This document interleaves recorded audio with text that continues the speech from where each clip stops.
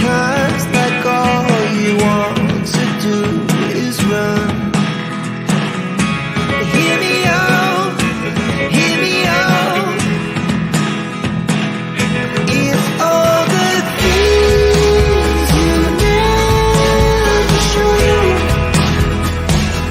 There are the things I want to know. Secrets start in your heart to slow. But if you don't want to tell me now, I guess I'll never know. Losing almost all my energy. It's getting hard to talk to you, and I'm the only one who speaks. It's all the things you never show. There are the things I want to know. Secrets start in your heart to slow.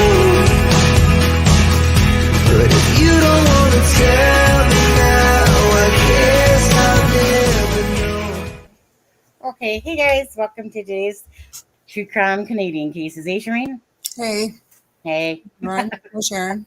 Hey, Tom. Yeah, hey guys. So we were doing True Crime Canada. So both of us are from Canada. I'm from Vancouver, BC, and Charmaine, you're from Alberta. Alberta, which I've lived. We lived about 40 minutes apart when I lived out over there. Didn't know Charmaine at all until she came to the channel, and now she's been a good Canadian friend of mine. So small world, eh? No kidding. Hey, Stevie. How are you? Oh, hey Stevie, we were just talking about you. Your ears must have been burning. I was telling her you did such a good job on your coverage of this case. I really liked your video. I really did. Yeah, Yes. I didn't know he'd done one because until Charmaine was just telling me here. So huge story. Oh, you didn't know I was a Canuck, eh? Yeah. It sure is. Well, probably if you don't watch me enough, you don't hear the all.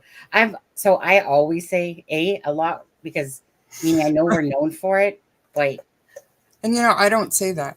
I always have a. Hey, you do. You really do. You talk like a Canadian.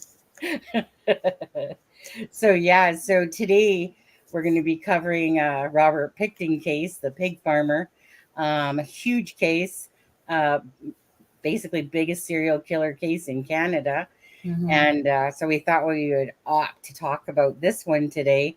And in just a little bit too, I'm going to make you guys suffer. I'm going to literally take you from our place to the Pickton farm and go along the drive with us till we get there. Now, the only downfall was, Charmaine, like I told you, that it was the coldest day. It just like God's, like sometimes you just go, what the heck? Because the gods made it the coldest day here yet. And when we got there, first of all, there was snow in the Port Coquitlam Pitt Meadows area. And I'm sitting there and never use an iPhone. Honestly, you need a battery pack thing for iPhones because they truly suck in the cold. Like I cannot stress that enough. iPhones suck in the cold. So my battery was fully charged and Well, so I'm sitting here, and the nip in the air, my fingers started freezing very fast. And anyway, so I'm sitting there recording, and good thing I got really everything we needed to see because there's a lot left of Pickton Farms. But all of a sudden, I'm sitting there, go record again after I see this birdie, and wait, what? The phone's dead. Wait, what do you mean? The phone just shut off, right?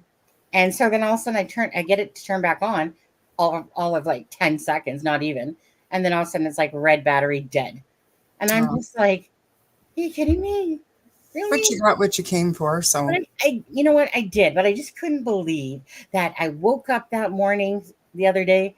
It was sunny, right? I look over later again, it's sunny. And then the afternoon comes, miserable, freaking looks like it's about to snow. Starts snowing just a little bit just as we leave. And I'm going, are you serious? Like, really?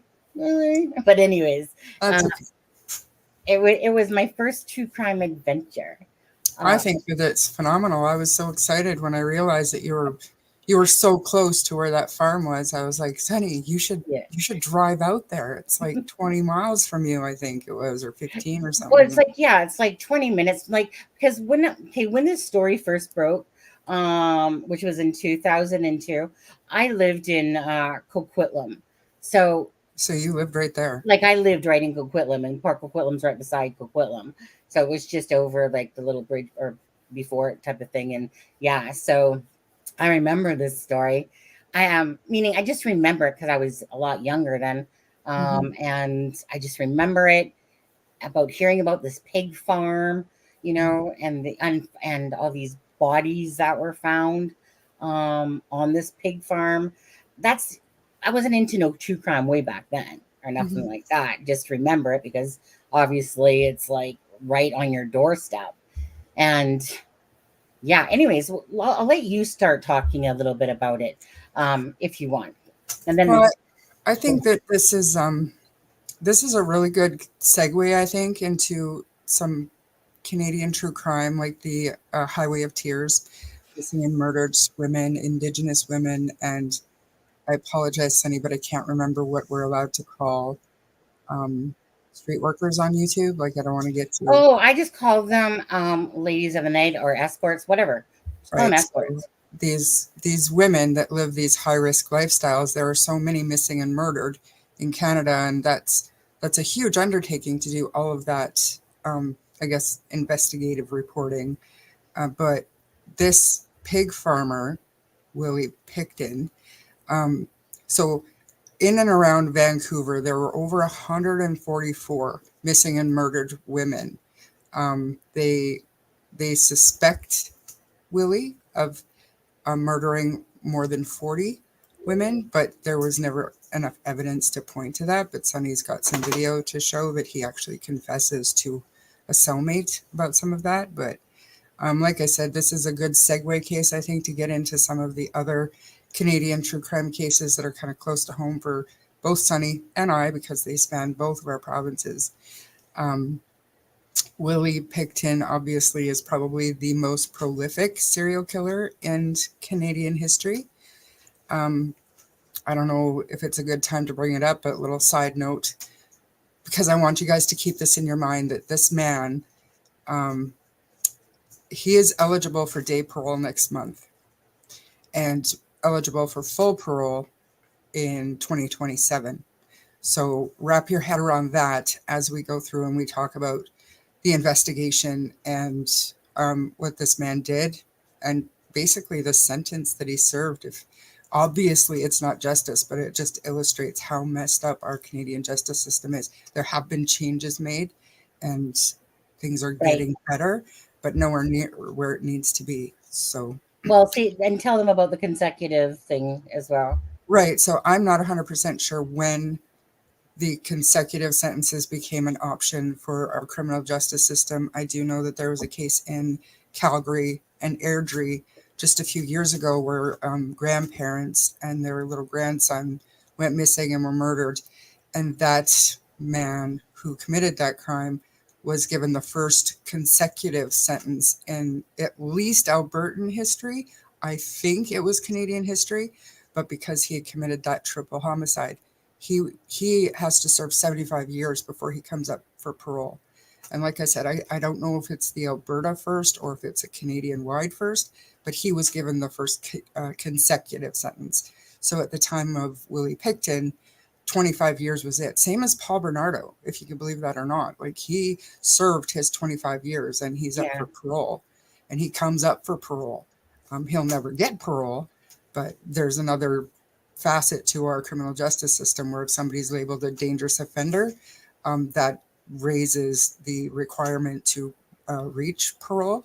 But Willie Pickton never got put there. So Yeah, because I when I saw that, when they were talking about all the like that he had enough life sentences. I thought that that meant there was over 100, like meaning, well, he can't. I mean, he'll be dead in 100 years, so Yeah. you can't get any further than that. I thought so. I was like, okay, so they just obviously don't want to spend no more money than they've already spent, Yeah. basically, you know. And And to me, I feel like some of the video that you got, I'm pretty sure I haven't seen what you have exactly, but I do know what you're talking about, with the cellmate confessions or whatever. yeah, And he made a few different statements alluding to wanting to get to the big 50. He wants his victim number to be 50. yeah, So the man right now is in his 70s. So just entertain the possibility that this man would still have the capability to get to that number if he gets out on parole. You know, if he's served his natural whoops, sentence. I hid myself somewhere. Um, One you second. know, it's terrifying to think, and trying to dig in to find out those other, and I'm getting way ahead of our coverage here, but It's trying okay. to figure out why those, okay, so the 20 other charges were stayed, they didn't go to trial, but in my mind, can't they bring those back and prosecute him for those now? Like, is that a possibility? I don't know, Right. but yeah. And right, you know, uh, or go tear down some of those houses where they sold off the land to that they Hmm. didn't check. But because yeah, because I mean, where I read it said 49, and that yeah, he wanted to make it to 50 or whatever. Yeah, the big Um, 50. And Sick so, noise. and this guy, Mhm. we can say that this guy never had a chance. But when I say that, lots of people are abused, lots of people are brought up in terrible households, and they don't become what he is. So when I say he never had a chance, I don't mean it as any kind of mitigating factor or anything like that. What I mean is, like, this kid was raised on this pig farm with his parents who were both very abusive. They were never taught anything about personal hygiene. He was bullied at school relentlessly because of his hygiene or lack thereof. They called him, what was it? Stinky Piggy Oh was his yeah, nickname. He never really had any friends. He made a couple of friends that maybe felt sorry for him, whatever. And the only time he really got any kind of acceptance is when he had money and he was hosting these parties. mm. And then all of a sudden, he started feeling like he was important to a certain group of people. Um, Yeah. To the like probably Hell's Angels, uh, yeah, I bikers. Yeah. believe when I want to say Willie was 14 years old, when his older brother David, I believe, he had just gotten his driver's license, and he was driving down the road, and for whatever reason he ran over a boy. I can't remember how old the little boy was, but he ran him over. And when the brother looked in the rearview mirror, he saw the boy laying in the road, bloodied. So instead of calling the police or trying to render help, he rushed home to tell his mom what he had done, what had happened. So his mom goes back to the scene, says, well, this boy is dead, and basically rolls him into a ditch that had filled with water. The boy, his body was found the next day after his parents reported him missing, but he actually died of drowning. So he wasn't dead. So technically speaking, Willie's mom committed a murder covering up for an accident that her son would have, or that her son had. So this is kind of the epitome of the Yeah. environment that he was raised in. Sometimes when he was feeling lonely or scared or something, he would hide in and under carcasses. Willie also bought himself a little baby calf, and this was his best friend. It was his pet. He loved this calf. And he come home from school one day to find out that the calf had been butchered, and that's what they were eating for dinner. So, like I said, he didn't have a chance at being a normal, functioning member of society. No excuse for what he ended up doing, but yeah, I don't know Yeah. if you Same want. with the sister too. I remember. She was plucked out of the house though because the dad didn't think the pig farm was a good place for a Yeah, girl to grow up. but Fair enough, she was deemed as a weirdo. but like the pigs and the livestock were allowed to roam freely around that farm, even in the family home. Everything was covered in grime and crap, and everything stunk. Everything was gross. And this was just their life. They didn't, I don't know if they knew any different, but this was their life. This was normal to them. Yeah. So, like I said, That's the I mean, sad he part never of had it. a chance, and then he turned into this sadistic masochist. Yeah. Hmm. Um, do you want me to play this interrogation, or it's the so basically in this video here, the cellmate is actually an undercover cop having a conversation with him, and he thinks it's just cellmate. Do you want me to play this one right now, Shimmy? Sure, but let's preface it with saying, because in the United States, this would be considered illegal entrapment, but in Canada, Right. we're allowed to do, um, a lot of times they call it a Big Brother scam or scheme or whatever, where the police can, um, I guess, I don't even know the right way to explain it, but they can make up a scenario and act it out in order to get information from a suspect or from a witness. They can they can pretend to be a cellmate, or they can pretend to, Right. be a mob boss or something to get information from a suspect or from a witness. And it's perfectly legal as long as it's conducted in a certain way. So this is perfectly legal, but what you're going to see here is Willie talking to his cellmate, who is actually an undercover RCMP officer. Hmm. Okay, so I'm gonna go ahead and play this then. Hopefully, let's see. I'll put it as loud as I can.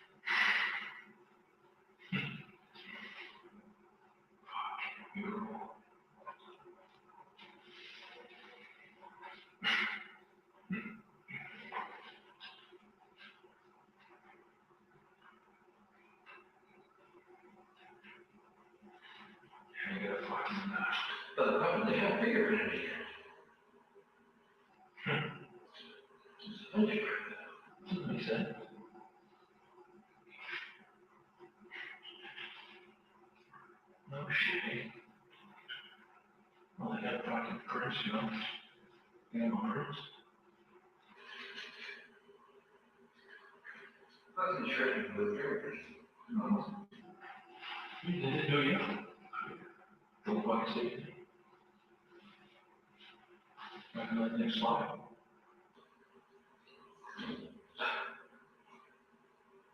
So we're not going to people. You won't even get bail.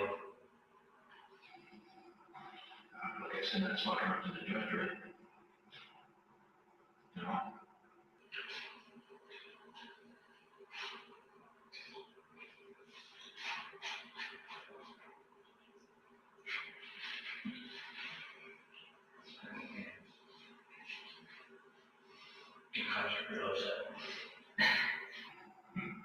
No shit.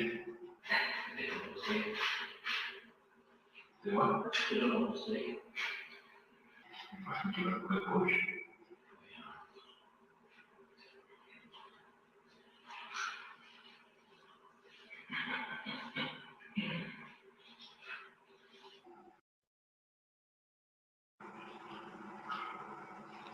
Something like that's fucking worth it. You know? I can make things disappear. I don't need one more. Maybe 50. That's what I was talking about for. Yeah. I don't need one more. Make it be a big battle. Make a big fight.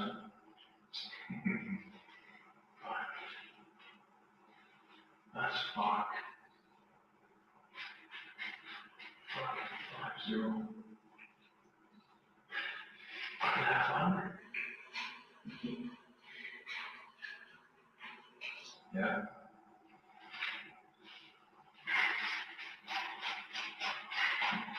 It's a fresh part. I'm fucking with one. How many of those? We know. We know. Yeah. Talk about half. Probably 1/4. Talking about all of them. No. You gotta get 40 of the list. And then on the list is I'm gonna have people. The other half, I was it. So the other was eating. They can't even put an injury. How the fuck is that off here? That helps you? Yeah. Right? Looks good on you. But I think we can name internet fucking project on this. I think we can get it across. But if that happens, there will 15 other people are going to go down. Gosh, it's going to go down. Yeah. As a memory, friends. Huh. Okay, between me and you, man. But you know what? That fucking deal you gotta do for yourself. I thought they were right. Yeah. Fucking where's the world? I've seen the interview. No shit. I've seen the interviews about the video. And he says, I feel the streets with antifreeze, and you inject yourself, and you're dead better than 10 minutes. He says in the interview, everything else. Another part is, yeah, I mean, officers, fucking got a lot of stuff on me. No shit. That's why it's part of it. That's only part of it. That's only part of it. Everybody says, yeah, they beat the piss out of me. And he said, if I didn't copy the stuff that I stole in one day, I'll get into the barn upside down. I said, right on tape. He said, I come back to that right now. It's just a no shit. So it's going to be a big time. Then I know you get it first. I made my own, I made my green. He's lucky. Not just kicking your ass now. But it pisses me off. You know, it pisses me right off. I should have promised. They're just, they don't have nothing, but nothing otherwise.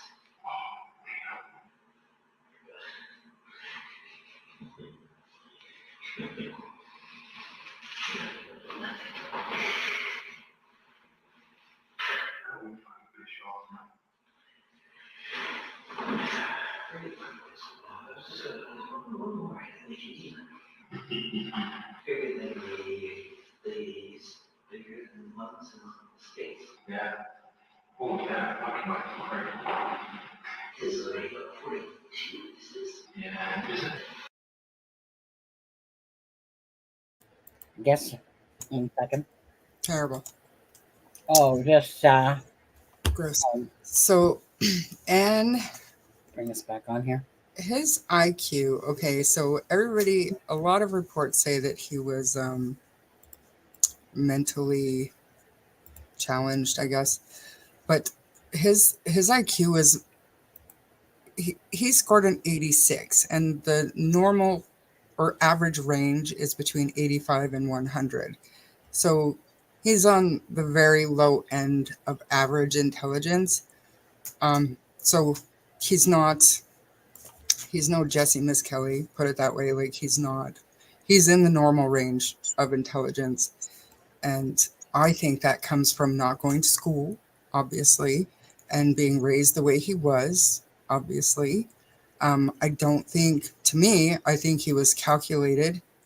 He was intelligent enough to get away with this for so long, and the police helped him out a lot with getting away with it for so long because they straight up refused to investigate it. There was this, and still to a certain degree, they have this belief that these ladies of the night, yay me, I remembered, and drug addicted women or even Indigenous women just have a habit of getting on a bus and going to the next town and nobody ever hears from them again. And I guess they don't want to waste their time looking into something that's probably not a crime. So this, and I mean, they said that in this case, that they're not going to investigate these disappearances because they're not technically disappearances. Nobody is missing them. So that attitude helped Willie get away with this for as long as he did. To me, it has nothing to do with his IQ. He's lower intelligence, but in his environment, he thrived. Yeah. He was just fine as a pig farmer. Well, he's a meat cutter, don't forget.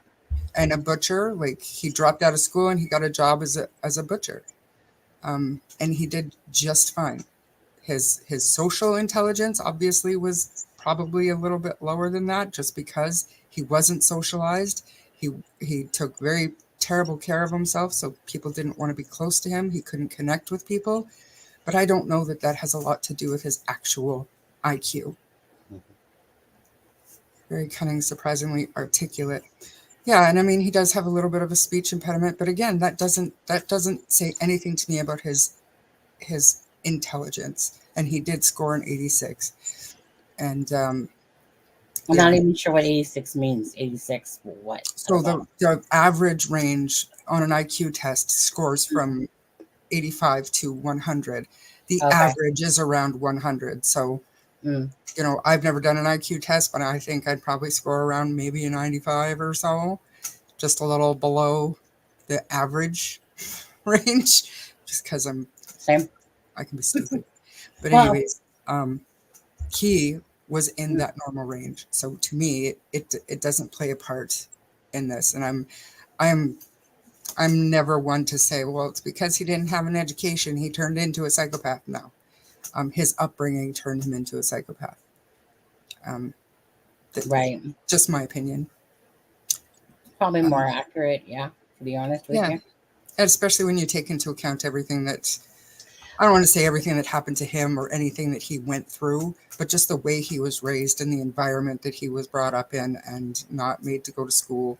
Even when they did go to school, I read many reports that said, they had to work on their farm 4 days a week from sun up to sundown, and they were free to go to school maybe 2 days a week. And even those 2 days a week, him and his brother both skipped out and would go home and hide until the end of the school day, and they could go out and do their chores because that's where they prefer to be. So he had no education, and that's what placed him there. But he wasn't born with any mental disabilities or anything like that. It's strictly an education thing, in my humble opinion. I wonder how much it played into the fact of his mom doing that to that boy. Um, That, I think, in my opinion, that taught him to it's Kill and okay hide. to do what, as long as you don't get caught, your actions are Mhm. okay. Doesn't matter how bad they are. And just like his little baby calf pet being slaughtered and the family eating it, that probably Yeah. helped mold his idea, like how he felt about love and companionship. And, you know, when you have a pet, you're almost mothering them, you're parenting them, that is your baby. So for his family just to consume this pet and it meant nothing, it probably helped form some of his ideas. And that was probably a very emotionally devastating thing. I couldn't imagine what that would be like. I have no pity for this man. Don't take that the wrong way. But Yeah, Piggy Palace. Yeah. But it must have been because he thrived on the farm. Absolutely. You know, yeah. I don't know why, but Kegan Klein keeps jumping in my head here. Uh, somebody, like when people are in their element, and the Hmm. pig farm, and that all that is his element. Hmm. Again, so it's kind of like all of us, right? We all kind of have our little specialties that we're good at. So with me, it's customer service, and I'm a people person. You know, and I'm like an empathic. So I know that those are my best attributes. Stick me with math and all that shit, gonna freaking flunk, fail, fooey shit. Can't that stuff. But put me in my element, and I'll And we thrive in excel. those And things. every single human on the planet, that's kind of how we choose our path in life, what we're good at and what we're not good at. We kind of steer away from those things that we're not good at. And Yeah, we and obviously, yeah, and the more you do it, the more you get. Now, obviously, like I mean, the gist of it is most of these people were indigenous females, mhm, and again, it's just it's kind of like what happened in the Ray Hanish case. mhm, Oh, so he's gay. So, he lived that style. He kind of, this is the stuff that happens. So, mhm. and so, right. So remember there was, it wasn't even done, charged as a murder. Now it finally escalated to being Garrett Kurtz being charged for his murder. But it's just sad that, It's the attitude yeah, towards these. Um, night, night workers, whatever you want to call them. But yeah. anyways, or, So, indigenous. Yeah. Sad. so Willie's parents died in the 70s, and I'm sorry, my mathing isn't mathing, but I can't remember how old they were. But Oh, 70s, I think it was. yeah, Or they died in their 70s, but in the 1970s as well. So Willie and his brother inherited that farm, yeah. and they tried their best to, run it the way the family did, but they sucked at it. They weren't good at it, so they decided to sell off portions of the land. Well, at that point, I think they sold it for over $5 million. So all of a sudden, these pig farmers are filthy rich, and they have no idea what to do with their money. Yeah. And so they end up renovating one of the slaughterhouses, and they start a nonprofit society, Mhm. and they open up what's called the Piggy Palace, is what they called it. And and this never made sense to me, Stevie. Maybe because you obviously researched a lot, which I didn't research a whole lot. This is kind of all what I've learned over the years. But um, now they said it was nonprofit. They were going to hold Right. um, musical, like concerts. Um, I don't know, just kind of uh, like a, what is it called? What did they call it? I should Google it. For which? For the Piggy Palace, they're not for profit organization that they actually Yeah. registered with the government, Yeah. and it was for a good time, like just a good time society or something. I can't remember off the top of my head, but Let's see. It says the Piggy Palace, 1996, claiming to organize, coordinate, manage, and operate special events, functions, dances, shows, and exhibitions on behalf of services, organizations, sports organizations, and worthy groups. It mhm, includes raves, wild parties featuring Vancouver S workers, and gatherings in the converted slaughterhouse. Mhm. Yeah. But I struggle to know how that was approved as a not for profit. Like what I don't understand. That's one thing that I don't understand, because what this thing turned into was basically a party house for the Hells Angels, which, as I understand it, Willie's Right. brother joined that. I don't know if he was a hanger on or if he was an actual member or whatever, but the Hells Angels would come there, and their escorts would come there, and you know what I mean? It was, they had one Well, party that had over 1,800 people at it. So it was just literally a party house, and they were able to do it with that many people because yeah. they had made this not for profit. Now, Charmaine, just quickly, so it says, yeah, like they even attract as many as 2,000 people and members of the Hell Angels, but it says the society's nonprofit status was removed the following year for the inability to produce financial statements. So it Mhm. was subsequently disbanded. Right. But I mean, like I said, I struggle to understand why they went the not-for-profit way. Right. Um, so Stevie said, so they were claiming they would hold the events and then donate the money. Okay. Yeah, But we to don't be hold fair, that it only much lasted 2 bullshit. years before they were shut down. Yeah. Yeah. Okay, fair enough. Because I could never understand what makes that like a not-for-profit. It sounds to me like you just want to build like a bar or a party Mhm. house or something. What It was if they were probably for planning on tax donating? reasons. Yeah, and planning on donating the money. Yeah. That sounds absolutely more reasonable. Like We why? Yeah, raised a hundred I mean, it dollars. makes no sense to me. If you want to open a bar, then open a bar. You Yeah. know. Wow. I'm sure it had something to do with, I mean, if anyone can save away on paying taxes in a certain way on how to do things. So I'm sure the charity thing, here, let's make 10,000 and here, give $1 to charity type of shit. But anyway, you know how it is. So It's usually to do with that stuff. Anne also asks, what do you think about knowing right from wrong? And vis-a-vis perps like this guy, I think they rationalize what they're doing or what they want to do as the right thing. Um, I don't, I don't think that he ever put that much thought into it. There were certain people who were probably intended victims who got away, um, where Willie had said, if I see you out on the street again, or if you don't clean up your act, then you're going to be next type thing. Acting as though he was doing a righteous thing by trying to clean the streets or help these women make better choices in life or whatever. But that to me it's an excuse after the fact for what he was doing. And probably, I don't know, because according to reports, he didn't drink, he didn't do drugs or anything. So in my mind, that would be something that a drunk guy would say, not a, Not crazy. Yeah. just kind of crazy. Like why did certain women live and get that warning where other women didn't? There's no there's no rationalizing anything. I don't think that he thought that far into it, right or wrong. I don't think he ever categorized what he was doing. He was doing what made him feel good. When he did his first crime, reports say that's kind of and when I say reports say, this is all just speculation because he's never come out and talked about it. We don't know what was in his mind. And I also would like to say that psychologists who analyzed that video of the undercover cop had said, well, they don't ask these perpetrators why they did what they did because that's not something that a bro would ask. But I would ask my bro, if he's telling me that he did all these things, I would say, like, why'd you do that? Like, what's up with that?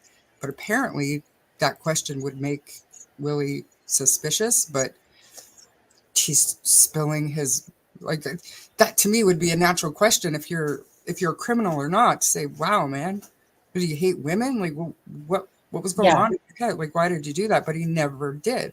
And there was never any insight into his actual motive for doing this stuff. Motives. Nobody asked him because they assumed he wouldn't tell them. So now we all have to just speculate and assume because of his upbringing and this and that is why he did it. But we'll never know.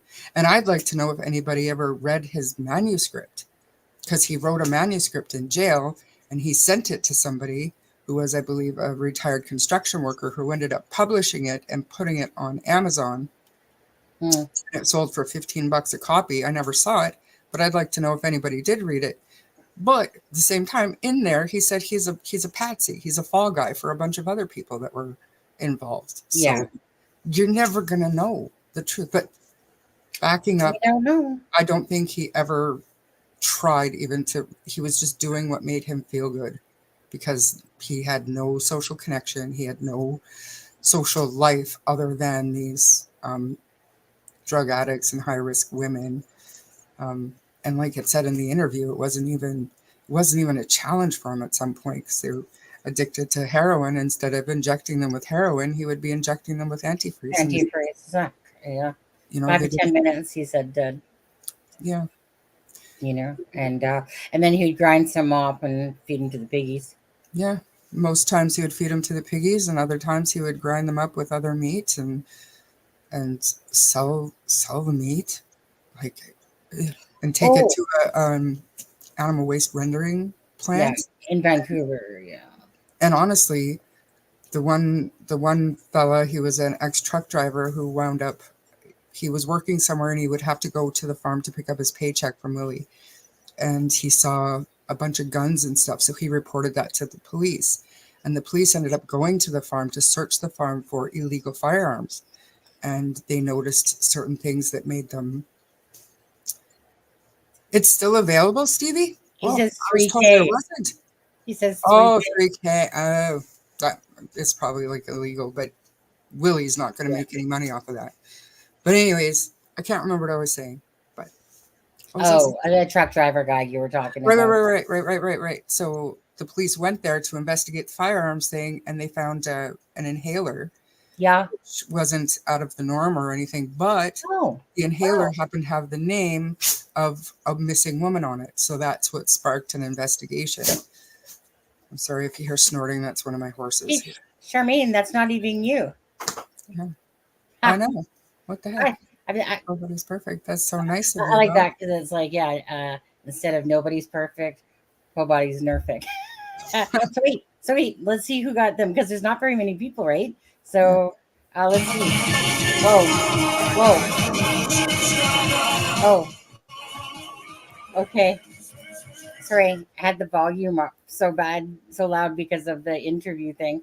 Oh, okay, so let me just tell you, Po Buddies, thank you so much for doing that for people. I always love it when people pay it forward like that. So Audrey C, Maureen McMame, Carol, Linda B, and Stevie Irwin.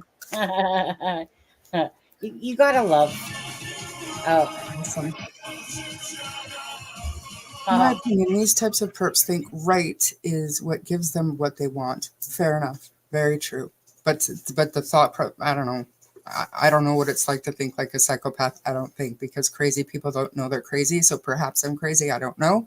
But I would think that there's an actual thought process to go before you make a decision. If you know something is wrong, then you're going to take steps to cover your tracks if you're going to do it anyways, because it's something that makes you feel good. Like if I want to have a cigarette, let's say, indoors because it's minus 40 out, I'm going to take steps to protect myself from getting caught from having that cigarette because I know I'm not supposed to do it.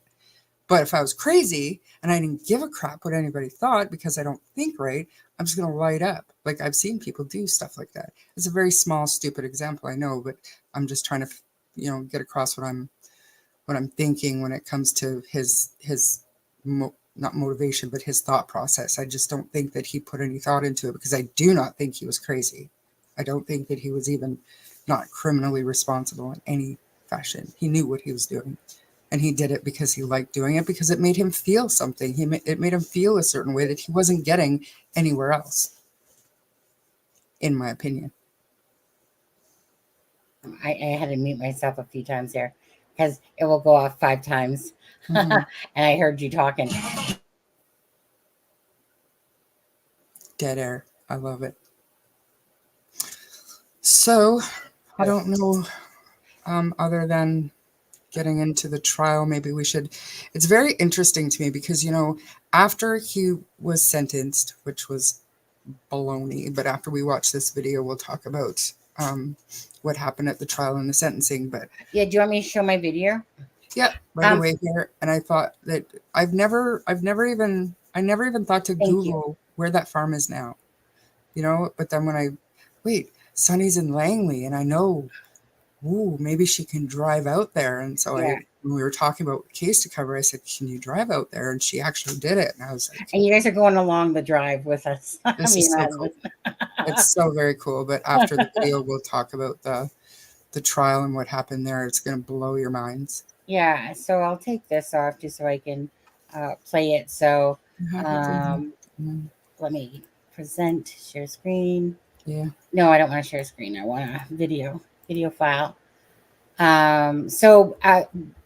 Basically, this video is me and my husband leaving our place and just kind of showing you guys, taking you guys on the ride to get there, type of thing. So, anyways, This enjoy. is Sunny's first boots on the ground coverage. Yeah, So. this is my first. JLR, did you stop and do a point? Yeah, I know I should have done that. Shame on you, Yeah. Robert Pickton.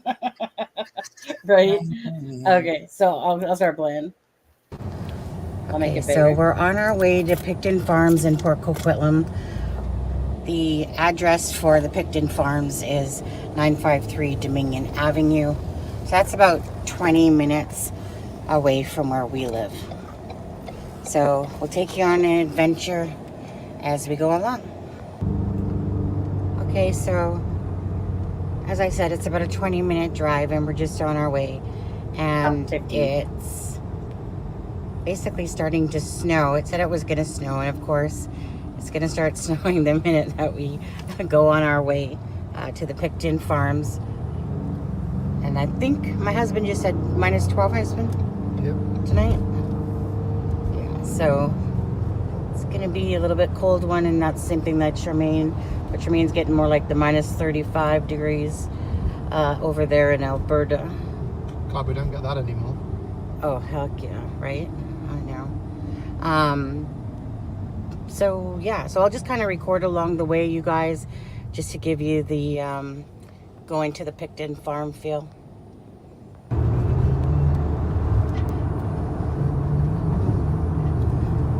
Okay, you guys, so we're just about to go over the Golden Ears Bridge, which is going to go over into...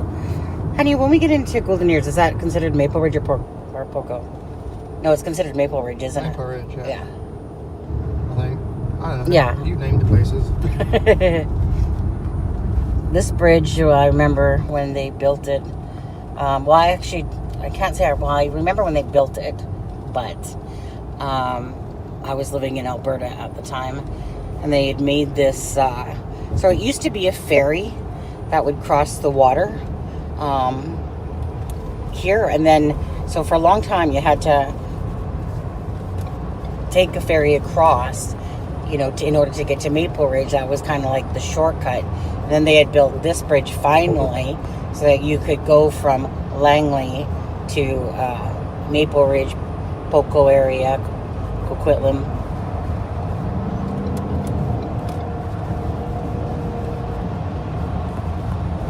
So yeah, so this is called Golden Ears Bridge, and you can see some, was that eagles or hawks up there?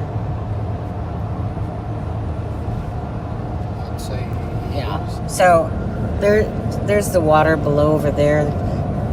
Way down there before you used to have to take, like I said, a ferry to go over to Maple Ridge. -3 at the minute. -3? Yeah. It's, I can't believe it. It was so sunny when I woke up this morning, and the sun was just beaming through the window, and, you know, for hours. And I was like, watch. It's going to be raining or something when we go, because that's how fast the weather can change. And here we are, and then you guys can see, like, the sky has turned, well, it's snowing, and the sky is just all white now, and it almost like it gives off a foggy look, to be honest with you. So that's Airport Way. Bump, bump, bump. So just take you on the tour with us as we go over to Pickton Farms. I guess this will be my first true crime adventure filming, because I don't think I've done anything else besides when we've been fishing or something like that. So why is it we're going here anyway? Is his story come up in the news again? So Pickton, well, it's one of the things like me and Charmaine, right, on the Saturdays, and we haven't done it for a few weeks because I said we'll restart in the new year. And so this is like a case back that started in kind of like 1995 area, and then he was like arrested in 2002. So it's about a pig farmer. It's probably like the ultimate case in Canada. So he fed people to the pigs? He buried them on his land. Now, if he fed some to the pigs, that wouldn't shock me. Well, that's normally what they do, don't they? But, well, it wouldn't shock me, but they basically had found like 30 DNA profiles. Like, there was like 102 forensic, what do they call them? Anthropologists, the little diggers. And most of them were the indigenous females. Basically, he'd go down to the east side in Vancouver there, you know. Well, Hastings. Yeah, pick up his prey, exactly. And pick up the prey. Well, they're barely alive anyway down the East Hastings. I see them every morning. Oh, one day we should. We literally need to drive down East Hastings. No, we don't. You- No, we don't. I pretty much do it every day, and I don't want to do it again for free. At least I'm getting paid to go down there. Next time I go down, I'll record them then. Well, then there you go. The true Vancouver. Yeah. Ignore the fucking brochures. Okay, that car needs to hurry up. Behind a big semi-truck, great. Well, the retard in front started to block him off. See, but you would call this a lorry. A lorry, yeah. Yeah. Yeah. Then the tongue twister is how fast can you say red lorry, yellow lorry? What? Red lorry, yellow lorry, red lorry, yellow lorry. How fast can you say that before you stumble? Red lorry, yellow lorry, red lorry. that doesn't even come off the tongue in the first try. When we were younger, it was toy boat. Say toy boat 10 times. Oh, my face Toy on boat. fire. Say toy boat 10 times. Toy boat. Yeah, say it 10 times fast. Toy boat, toy boat, toy boat, toy boat, toy boat, toy boat, toy boat. No, yours should have been aluminium. Aluminium. Aluminium. No, it's just easier to say aluminum. Exactly. And that's Exactly. why you guys say it, because you don't know how to talk properly. So you gave up halfway through. Just easier to say aluminum than aluminium. But saying it what it's supposed to be called. Yeah, but Well, that's a great view of a back of a lorry. what, honey? I know. I need to do him, I think. Yeah. GPS saying there's a speed camera up here, so I can't do him too much. Okay. So let's see. How long does it say? 8 minutes. 8 minutes. All right. Yeah. So what? 8 minutes. Looking at husband's phone here. 8 minutes to over there. That's it on Google Earth or Google Look how Maps. expensive fuel is there. 88888. I ain't going there. Land here is worth a ton of money. Heck, just even like a simple square, like literally one square of land is probably like freaking $50. Just like for, what do you want to call that? A foot by foot? A square foot. A square foot, thank you. I think we're in Park Quillam now. So on the land, like meaning most of the land, the Picktons had sold off. And they got like about, at the time, they got about $5 million for the land that they sold off. There's been, so Costco's on the land, Tim Hortons, McDonald's, like those are some housing and all that stuff for the land that they had sold. Like that land today, I couldn't even guess how much it would be. But it would probably be about like, ooh, I don't even know, 20 million, 30 million? Something stupid. Something stupid, yeah. Beautiful British Columbia. Like a dumbass. Oh, going over another bridge. Yep. Bridges, bridges, bridges. Guess that's like a satellite tower. Dun, dun, dun, dun, dun, dun, dun, dun, dun, dun, dun, dun, dun, dun. Dun, dun, dun, dun, dun. I feel like that was the Rocky theme or something that I was just doing.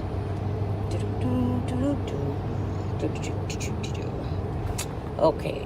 There's a big steaming pile of shit on the left if you want to look at that. Where? Oh. You'll probably smell it in a minute.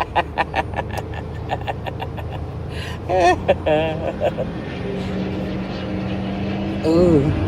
You know what they say about guys that have to drive like that? Wow. Yeah.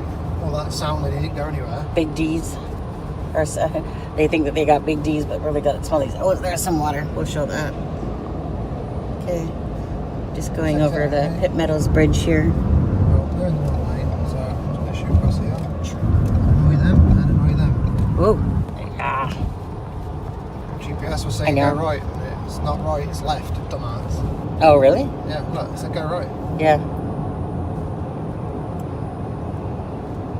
Do-do-do.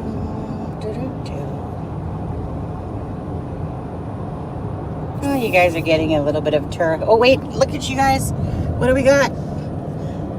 Oh, Canada.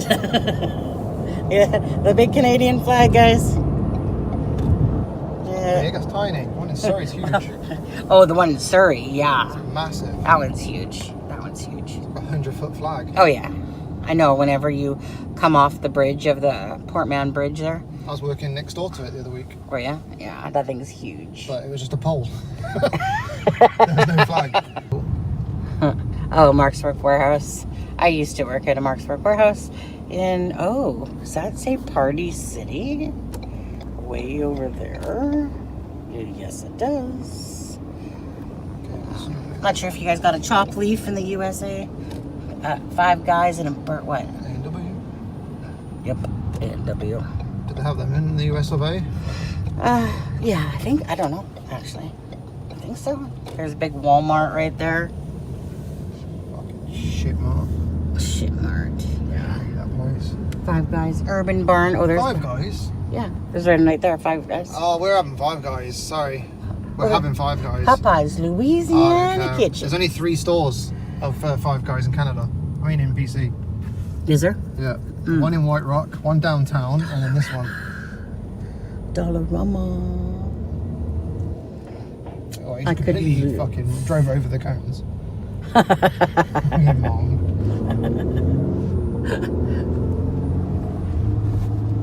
Okay. So here's Dominion Avenue right here. Ugh. That we're on right now. A lot more snow over here, isn't there? Yeah. Good job I've still got my snow tires So on from this 2 is years ago. okay. So this is Pickton Farm, right here, like the this, left, yeah. right where we are to the left, you guys. This is part of Pickton Farm right here, and we're gonna get out in a second because there's a pathway here that we can follow and see this some of the housing that was built, that's been built on the farm, and Costco and like I said McDonald's and stuff like that. So whoop. Windows down a bit, but yeah, this is Pickton Farm, you guys, right here. This is like the remnants of Pickton Farm. Some, oh, is that Bruce again? Yeah, that's some questions of when am I going to be finished tomorrow. I was like, fuck, how am I supposed to know? It all looks so good. I'll go backwards. Yeah. We'll just drive backwards. Yeah.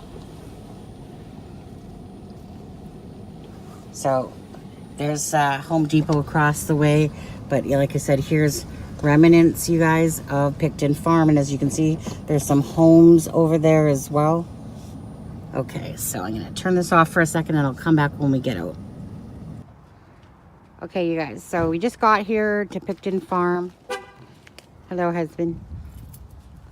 And so we're just gonna go, it's all fenced off. This is the leftover remnant, so again, there's like a bunch of housing that's on the land now. Again, they sold off most of their land, and there's Home Depot, Costco, McDonald's, as I said, and it's definitely, like, of course, well, that's cold, eh? Yeah. But anyway, so we're just gonna go for a walk around, and we'll show you what Pickton Farm looks like now. My husband thinks that he spotted one of the bones of a human right here. Look it, it's cold. Okay, you guys, so we're just gonna go through this little gate here. I love this little gate. I guess that's, I don't even know what the point of that. So, Prove it's working. yeah. So again, this is just leftover remnants. There's a little bit of a barn, I think, over to my left, but we're gonna keep walking this way for now. Let's see here.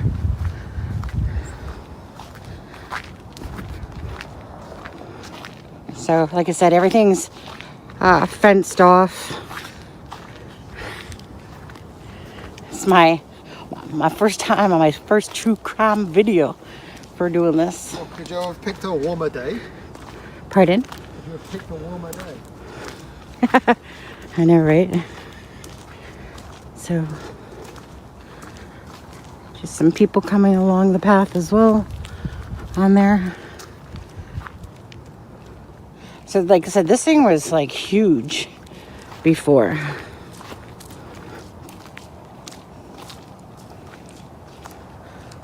Looks like a golf course over there. Yeah, that must be a golf course. Looks like one.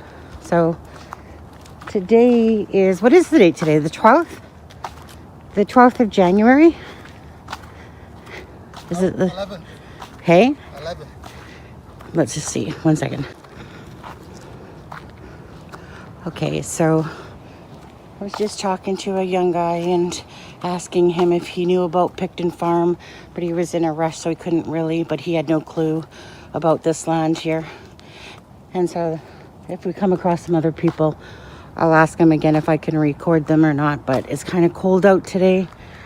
And Whoever's outside wants to go home fast, because I'm in the same frame of mind. are you cold, honey? I'm freezing my I'm just always warm. But I've been outside all day in someone's Yeah. garage. Okay. So basically, right, hun? So again, he was charged, like there's 26 murders that he was charged for. But because he already, he was charged for 26, but because he already had reached the maximum life sentence, the rest of them were stayed. Now, he claimed that he killed 49, but 26, the 102 forensic had already, like I said, 30 DNA profiles. And again, most of them indigenous. So that's, This is old farm equipment. I don't believe that they fully, if I'm not mistaken, I don't believe. I wish your mama's fun chat would stop popping up here. I'm going to see if I can, I'm going to see if I can talk to this person that's coming along. See, I'm kidding. Yeah, I'm just going to ask. Pickton Farm.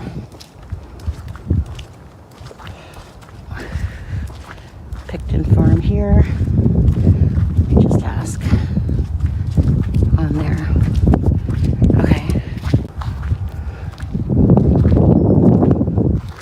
Okay, so again, more of the land here. It's too bad there's a fence, because I would really love to walk. So I just asked another guy. He didn't want to be on camera. That sucks. He said he did know what the land was, though, and he was a younger guy. So it's like I said, from 2002 he was arrested on February. So was it? Yes, February 6th of 2002, I believe it was. Brisk. Ooh, yeah, that's cold. Oh, yeah. That's coming right at the hand.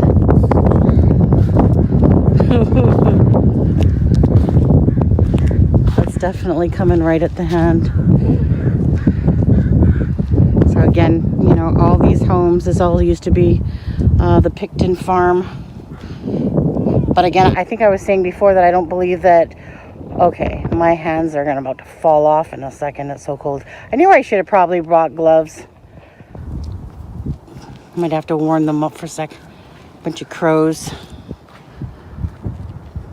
I can stand behind the fence, it blocks the wind.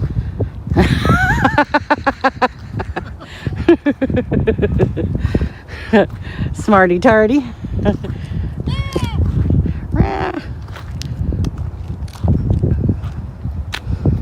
Okay, hold on. So on this angle here, whoops, I zoomed out a bit, so I will zoom back in. Again, there's a little piece of a barn that's over there that's left of the Pickton farm, and that's really the only thing that's, left of it, besides this piece of land, which is like a football field here, if you look at it, pretty much. And like I said, Home Depot's over there. Hey, do we have a friend? We do. Hi. Are you walking towards us? Do you think that we have something for you? Because we don't. Hi, little dude. I think he wants a hug. You need to stay warm. Let's see how close we can get before he flies off. Why are you sitting in the snow though? I know. I wonder. Hey, the geese are leaving. They've got the right idea. Yeah, there's Canadian geese. Traitors. They're heading off to Florida or something, eh? Blame them. I would. Right over my car. Go on. Yeah. 15 turds. Hey, look at this guy right here still.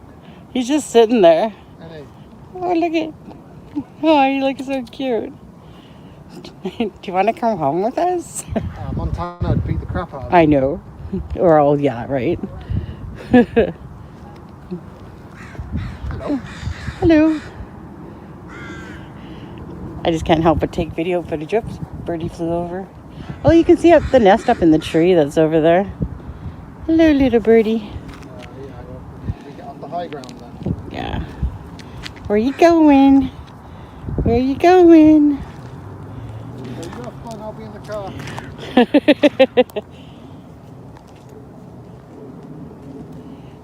Okay, well, we'll let you go over there, okay? Oh my God, my hands are freezing. Okay, there's the birds up in the tree. You guys see that nest right there? Okay, you guys, so this is kind of where it sucked, because I went to go record some more, and all of a sudden my phone had just died. Like, literally, like I said, iPhones out in the cold, no go. They literally just go bloop, bloop, bloop, dead. So anyways, regardless, I did get all the footage of the property, the surrounding areas. So my husband just took a few still pictures for you guys. But basically, this is all that's left of Pickton Farm. Again, they sold off like a ton of acres worth back in the day, $5 million, worth a lot more to this day. Prayers, of course, go out to all the families that have been impacted by the sick, twisted man. May their souls rest in peace, as that sign showed. Anyways, you guys, thank you guys so much for watching this video. Okay, so yeah, that's bumper to suck, but I mean, you guys, there wasn't much land left, obviously. Like I don't know why that jarred me. Like I don't know what it was like back then, but that seems so central to me. It's so, Yeah. and I know that they developed the housing and stuff, but I think that wasn't far out of town. Like it wasn't out of town. It was right there. Like, Well, no, it was when it was, but though it was when the farm was the actual farm. But all so the is there any kind of like memorial out there or anything to nothing? Nothing I saw. No, but yeah, like, I mean, honestly, at that point, my hands wanted to fall off. The phone died. Like, seriously, they were like burning, when they're so cold that they're just aching so bad. Yeah. And so we was just like, boop, right back to the vehicle. But I didn't see anything at all. I wanted to go around just to the other side, but really it's just more housing on the other, like, meaning everything was there to be seen. Yeah. But all that stuff again was sold off, and over the years it's now turned into all that development. You Whereas just get a really good idea of like the development around it, but the mass of land, like it's a huge area, and I mean it's just so, and to think that there probably is no memorial or anything out there is sad to me, because like I know we live in a, you know, a society that wants to kind of forget bad history and stuff, but how do we remember, how do we learn from things, and how do we memorialize these women who may have made some bad choices and, you know, struggled a lot, but they still deserve to be remembered and, you know, their lives honored no matter what kind of life that was. I just, that was a lot sadder than I thought it was going to be. And I mean, husband is hilarious. Like, my God, he's not all there, is he? But he's great. I love him. my husband, I mean, honestly, he is absolutely so funny. The other day I put out a video where I'm going, "Hey honey, do you want to be on TikTok?" And he's like, "No," and he has his face. And then I was sitting on the camera and I put out the video and he's just like starts picking his nose. And he doesn't care. Like, I'm just like, "Well, that's going on TikTok." And he doesn't care. Do you remember remember his ass was basically shown on the live and I quickly, you know, panicked and whatever, because as I just screwed up, you guys, if you guys that don't know this. So I literally wasn't supposed to be on this live. Aspen was on it, and all of a sudden I quickly snuck on and I had my camera off and everything because like I just literally got out of bed to kind of join in for a minute, and I accidentally hit the camera on. And just as I literally hit the camera on, my husband sat out of bed, you know, with his bare butt ass naked self there. And then Frank is like, "Hey Sonny, is that your husband's ass?" Right? And so I thought, right, I'm like, you guys and Aspen and Frank are just constantly, like I said, cracking the jokes, like, "Hey, did your husband like it sunny side up?" and blah blah blah. And I'm just like, you guys shut the f up, right? And then all of a sudden, so I'm thinking that my husband and I averted crisis here. And so he's like, "Well, now that I'm awake, I might as well just stay up," because my husband's one of those ones that, you know, once he's awake, for him to go back to sleep, he would just have a headache. So anyways, about 11 o'clock, I go out there and I'm like, "So are you mad at me or whatever?" And he's like, "Well, I don't mind that my ass was shown, but I can't believe you were showing people our dirty room." Or and I was like, "Really? So that's what you're upset about?" Yeah, because he doesn't really care, right? Like, honestly. Well, thank him for doing that. He took the time to take you out there, and that was awesome. Thank you so much, Sunny, for going out there. Like I said, I wasn't expecting it to be that jarring to me, and to know that there's probably not there's nothing out there to, you know, and I get it. I get it. We don't want to remember where they were found or where this tragedy happened, but I think it's important. I really do. And you can't just build over it and erase history. Do you know what I mean? It happened there, and I think it's important for people to know what can happen when we're not paying attention. You know, I was gonna say, like, so they said that they had found 30 DNA profiles on the land. Now, obviously, there was house development because they had sold off land, a lot of their land. So development had happened, but they're not about to tear down all this new development, you know? No, for sure.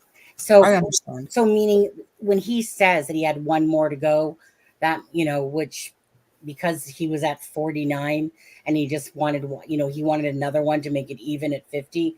So just meaning, so for the families of potentially some of these other victims, again, there was housing all built on it, and they're not about to bulldoze all this housing, like, you know, and so hence why there's still going to be bodies that are going to be underneath some of that land, that will remain there, really.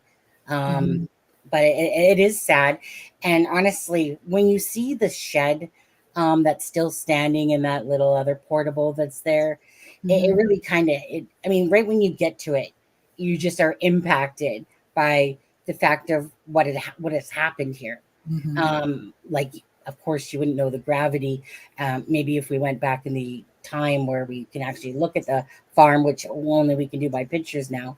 But just the gravity and honestly, I'm not the person. I could never move into Chris Watts's home. I could No. never. I don't care how cheap you got it. I don't want to live anywhere near that Pickton farm. In that, like I would never purchase anything myself. But other people, first of all, either don't know about it now or don't care. Or maybe they got a better deal because of what the farmland was around there. It's just I wouldn't want that memory beside me personally, being a deep empath that I am.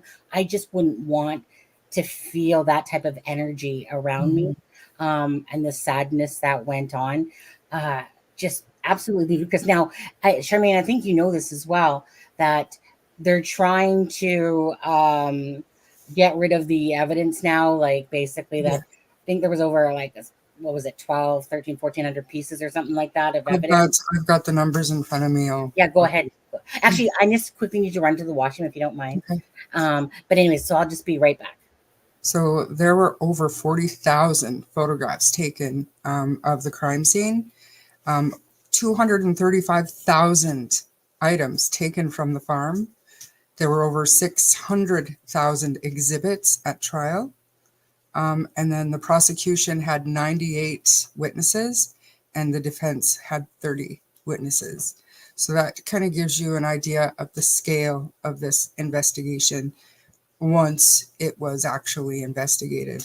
And like I said, had it not been for that rookie cop finding that inhaler, these missing women would still be missing. And like Sunny said, they're not going to start bulldozing these houses, but how many of those 144 women that were missing or murdered from Vancouver possibly could never be found because some of their remains could be, mixed in with the soil, or I don't know what was up with that mound of dirt, that big mound of dirt there on the other side of the fence that Sunny was showing. Was that from the farm? Could there be something in there? I mean, we'll never know. And it's devastatingly sad to think that these women are just gone. They're just gone. Some of them did pop up in other communities and they were found, but the majority of them have never been found. And that just, I think that's got a lot to do with how that video hit me, that just the kind of urbanization of the area. It just, I don't know, it leaves so many what ifs. Like, what if there's even one family that could have some peace knowing where their loved one is? But what do? You can't be bulldozing people's houses or ripping up the Home Depot or whatever to maybe find something. Like, there's no easy answer. This is such a tragic case, and I don't know if I should wait for Sunny. No, I just got back. That's okay. I'm good. So, like Sunny said in the video, they found 30 DNA profiles on the farm. He was actually originally charged with 27. One of them were dropped because insufficient evidence, so he was charged for 26. He was found guilty of 6, and the other 20 were stayed because of the amount of money, which I know Sunny does know the dollar amount that trial cost, but they decided not to try for those other 20 convictions 70 million. because the jury actually, and they found him not guilty of first-degree murder. They came back with guilty verdict for second-degree murder because they felt that the prosecution didn't prove that Willie had planned these murders. I mean,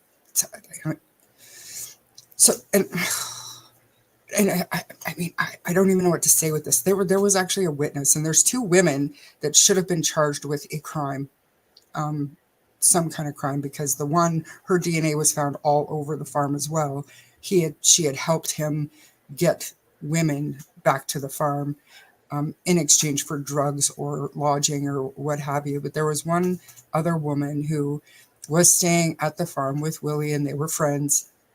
She supported him I guess emotionally, whatever a friend girl would do who doesn't need money.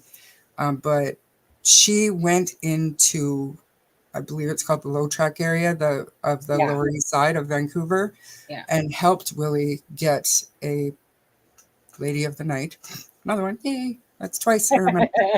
Um, and brought her back to the farm. Now, this woman fell asleep on the couch, and when she woke up, all the lights were off in the trailer. She didn't hear anything, so she just assumed that the girl had left, whatever. But the woman noticed there was a light on over in the slaughterhouse, which was weird because it was like 2, 3 in the morning. So she went over there to see what Willie was doing out there. And she walked in and she actually saw a woman hung up on meat hooks. She Yeah. remembered her purple toenails dangling, and Willie was in the process of dismembering and skinning this person. And Willie basically grabbed her wrist, got blood, this woman's blood on her wrist, and said she was a pig, so I slaughtered her like a pig. The woman went back in the house. Willie drove her to the Lower East Side and never saw her again. And she had DNA from this victim on her wrist, and she didn't go to the police. She was scared that Willie would come and get her. Now, Yeah. there are also reports saying that she was blackmailing Willie, which I mean, I don't believe, because if that was the case, he would have just killed her. He would have just killed her. But there's no excuse. I don't care how scared you are. Once you're in Vancouver and you're far away from that farm, you go to the police. You get help. Especially, you've still got that victim's DNA on your hands. You go. And she didn't. And she was never charged with a crime. She was never charged with a crime to this day. And she's been on news programs. She's been on documentaries. She's out with her story. Like, she literally walked in and caught Willie in the act and never said a word until after the trial, after he was convicted, after he was in jail, and then she started talking. To me, that's a crime. Oops. Thank you, Sid. I think there was someone named EK too, and Cindy. Thank you for subscribing to the channel. So absolutely unbelievable that he was found not guilty of first-degree murder. He was convicted for second-degree murder, was sentenced to the maximum Canadian sentence, 25 years, or it's called life, but life in Canada is 25 years before you're eligible for parole. There's no such thing as no parole in Canada. Life is not life in Canada. Yeah. But like I said, now they've got the dangerous offender designation. If you're a special kind of evil, they can tag you with this label, and it makes it that much harder for you to obtain parole. So, but like I said, that Willie was never given that dangerous offender designation. So next month he comes up for day parole. Probably won't get it, but in 2027 he's up for parole.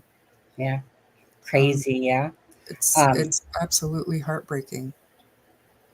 Well, I was going to say, and so I'm just kind of like, there was a bunch of pictures, but I know that they're not really big to some people, but, like Serena Abbotsway, like her asthma container was found in, of course, Pickton stuff. And so there's just this site here. I'll actually That just, horse in that picture, I know, that was Goldie. his favorite horse. And when the horse Goldie. died, he beheaded it himself, took it to a taxidermist, and hung Yeah. it on his bedroom wall. And it remained there until he was charged. And I can't seem to find it, but I remember it was like, so in 1995 he killed it's saying that he killed a person. 1996 was one person. 1997 was one person. 1998, I think it was like, So there was it's something like 4, then 2, then yeah, 7. and 6. So in 1997, I can't remember the victim's name, and I feel like such an ass for not knowing. That- But 1997. the one woman, she actually fought back, and she got into a knife fight with Willie, and she escaped, and she ended up going to a hospital. She still had a handcuff on her. Willie took himself to the hospital, that same hospital, and the woman knew who it was, so she told the doctors that, Willie Pickton, whatever. So the nurses found the key to her handcuffs in Willie's pocket and was able to take that off. So Willie was charged with that or arrested for that. Mhm. But because of her Because her lifestyle, lifestyle, yeah. her story or whatever, Drug addiction, they can't, it's not reliable credible. witness information. Yeah. So when it come time to go to trial, the witness didn't show up or the victim didn't show up, so the charges were dropped. Yep. And that was 1997. So Mhm. you're talking 5 more years of murders that could have been stopped there if the police had just done their job. Right. Done their job. And In 2016, Charmaine, is what was the words that they used in 2016 to basically say what a shit show that yeah, like, you know, when something is like beyond epic I think that's what they used, like mhm, basically epic proportions of in like uh, not doing their due diligence mhm. in 2016, basically not doing their jobs properly, and again creating all these other deaths. um, And these, I mean, this case is abhorrent. It is absolutely terrible, but this isn't the only case. Like we talked about Amber Tuckerow and how yeah. the RCMP didn't take that serious. She All was photos. speechless. There's other cases. The Highway of Tears. Every one of those victims, they're not taken seriously as victims because of their lifestyle or their heritage. Bizarrely enough, but this is the culture of our RCMP, and I believe that it's starting to shift. It's starting to change. But this happened how many years ago? Like 23 years ago, Yeah. 24 years ago 20, now. yeah. Amber Tuckerow was 12 years ago, 13 years ago. And now we're starting to see a slight shift that they're starting to take these a little more seriously. But are they? Because we still don't have charges. We still don't have a public investigation. I mean, things just aren't taken seriously, and it's hard to fathom that our justice system is failing so many people. Yeah. Sorry, this was just the one with the bottle. That one was Nancy Plasman, Mhm. a friend of Pickton who once lived with him, found in the debris. Like that was another victim right there. So some of the evidence of these females. Yeah, just like I don't, And what how do do you you say that he didn't plan the murders when he went? Yeah, he Like did. I was asking you in chat, Sonny, if that was the same highway, the route that you would take to or from the Lower East Side to get into Vancouver. No. No. No. Well, I mean, think about it. The drive is not that long, but to me, they say that if you stab somebody in self-defense to get them away from you and you lift your arm and do it a second time, that is premeditation. So what part of premeditating with that entire drive there and then the entire drive back, maybe because he didn't kill every single person he brought back to the farm, supposedly, but how do they know that? They know that these women were picked up and brought back. That to me is premeditation. So I just don't get it. I don't get it. How he was. I don't know that it would have made a difference. First degree, second degree, he got the maximum sentence regardless. 1 second here. Just copy. Life should definitely always be actual life.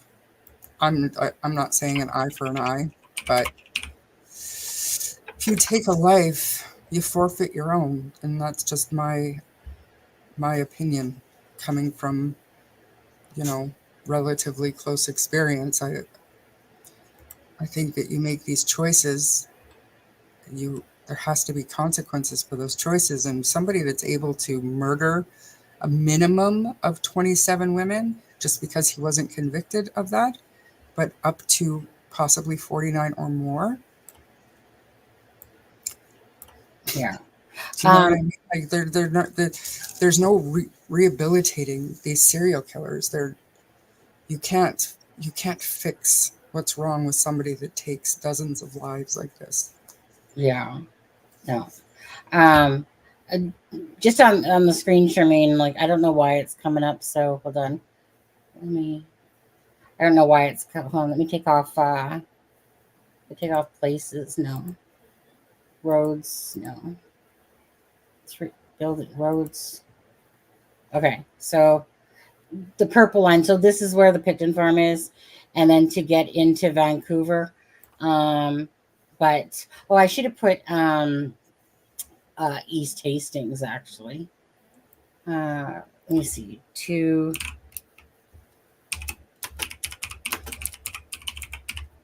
Well, I mean, he had to go into Vancouver.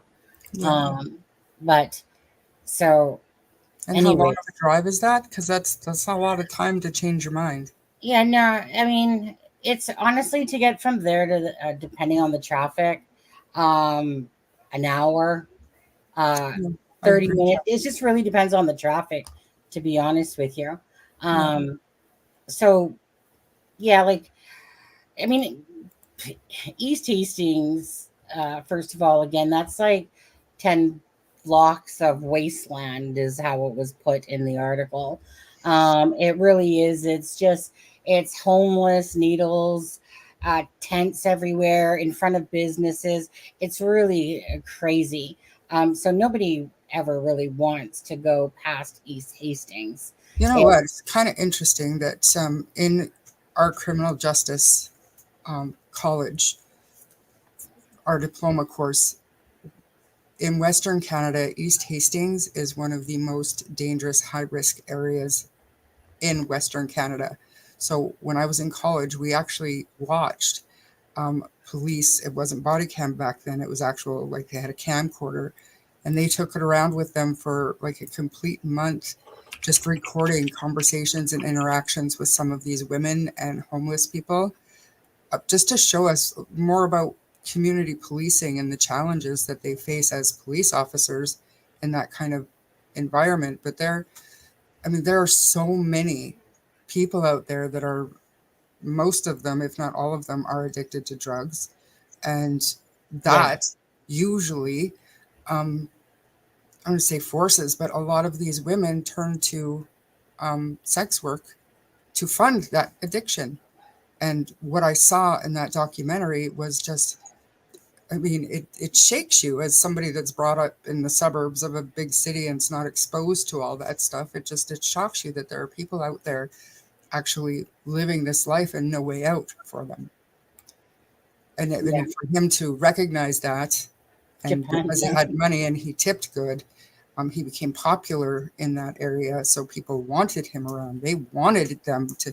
He wanted women wanted Willie to pick them, because he tipped well and he had drugs, and he was the guy to be with. yeah. Crazy, but he was the guy to be with. Yeah, I agree with Kathy. I knew what you meant, and that's kind of what I was saying too. Um, I don't like the saying an eye for an eye, because if that were the case, we would be doing some pretty terrible things to these people who are convicted. But I do believe when you get sentenced to life, it should be your natural life behind bars. And I Yeah. think it should be an automatic sentence if you're convicted of more than one murder. Like if you're technically, by the standard, a serial killer, and they've got the DNA and you've been found guilty in a court of law, that to me should be an automatic natural life sentence. And I am not against the death penalty. I'll just put that out there now. It's not even a question in Canada. I don't think they'll ever bring it back. But um, yeah, I knew what you meant, and I 100% agree with you. 25 years is not, especially um, I know. Tori Stafford. She was a little girl who was murdered, and one of the people convicted of her murder was a 19-year-old woman. 25 years for a 19-year-old woman. She'll still be of age to bear children when she gets out. I mean, it's not enough. It's not enough for some of these people. Carla Homolka included. Yes, she got a deal and she only served 12 years, but she has kids now. There's just something wrong with that. I'd like to know more about that statement, Stevie. Canada's the Wild West for serial killers. The Highway of Tears, depending. There's Cody Lejbakov, which I don't know if he had more than the 3 victims. You never ever know. But people, and then the Calgary serial killer, no matter what anybody says, I know there's one lurking out there. There's one in Edmonton. Absolutely. The police have even admitted that. I'm partial to the possibility that that could be the same person. But yeah, just BC and Alberta alone, I can count 4 possible serial killers. Clifford Olson. Clifford Olson, I mean, long Uh, since. I'm just And trying then to think. This, I think Clifford Olson was when I was growing up. That was the one that sticks out in my brain as a child, like when I was 6 or 7. The Beast of British Columbia. We did an episode on that one as well. And then there's the Beast of Miramichi. He killed women. There are convicted serial killers in Canada, but I'm talking about the still unsolved murder people that seem to have connections, and I think that's what Stevie's referring to as well. It would be really interesting to pick your brain, Stevie. Where in Canada are you actually? I suspect East Coast-ish. If you're in Alberta, I'll just like drop dead. What? The Abbotsford Yeah, Killer, it's which another one. is okay, because that's like Abbotsford is like What 25 was his minutes name? away.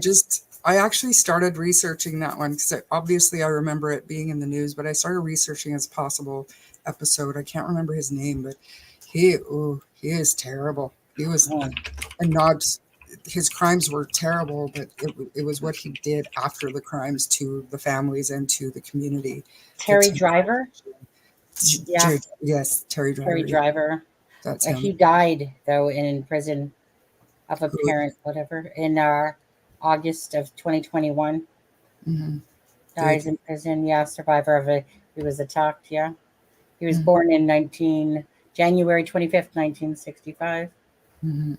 On there. And so thing is that honestly, I don't know much about. I never plan on being in true crime. Simple as that.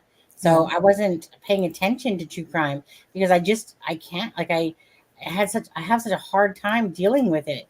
It's taken me during this experience being on the YouTuber to have to deal with how to push this to the side so that you can search these cases because Mhm. it's so heart-wrenching, and I like I said just wasn't into true crime at all. I don't like to know that all these people are dying at the hands of others. It's sad, it's horrific, and it's a lot on the heart. So I don't know a ton about Canadian true crime cases whatsoever because I didn't plan on being in true crime. And it was only because of the Delphi case that I happened to click on one day, which led me to the Suzanne Morphew case, you know. But it really is the feeling of bringing awareness to people, about cases or about missing people and stuff like that. That's the part that makes it worthwhile. And giving them their memory back. You know what I mean? And I mean, I'm terrible for it because these people, they have so many victims and it's easy to remember the Miss Douglas. perpetrator's name, but to remember every single victim, Yeah. it's not meant to sound disrespectful, but there's no way that I can remember all of Ted Bundy's victims and Gacy's Oh, victims and then the Clifford Olson's victims and Pickton's yeah. victims and all these names of these doesn't diminish their importance to their families, or if they didn't have a family, to their lives. Every single one of them mattered. And Stevie Fontario, my God, what did you like? Like I said, I'd love to pick your brain about like Bruce MacArthur, and that was the serial killer most recently. He buried some of his victims' body parts in planters because he was a landscaper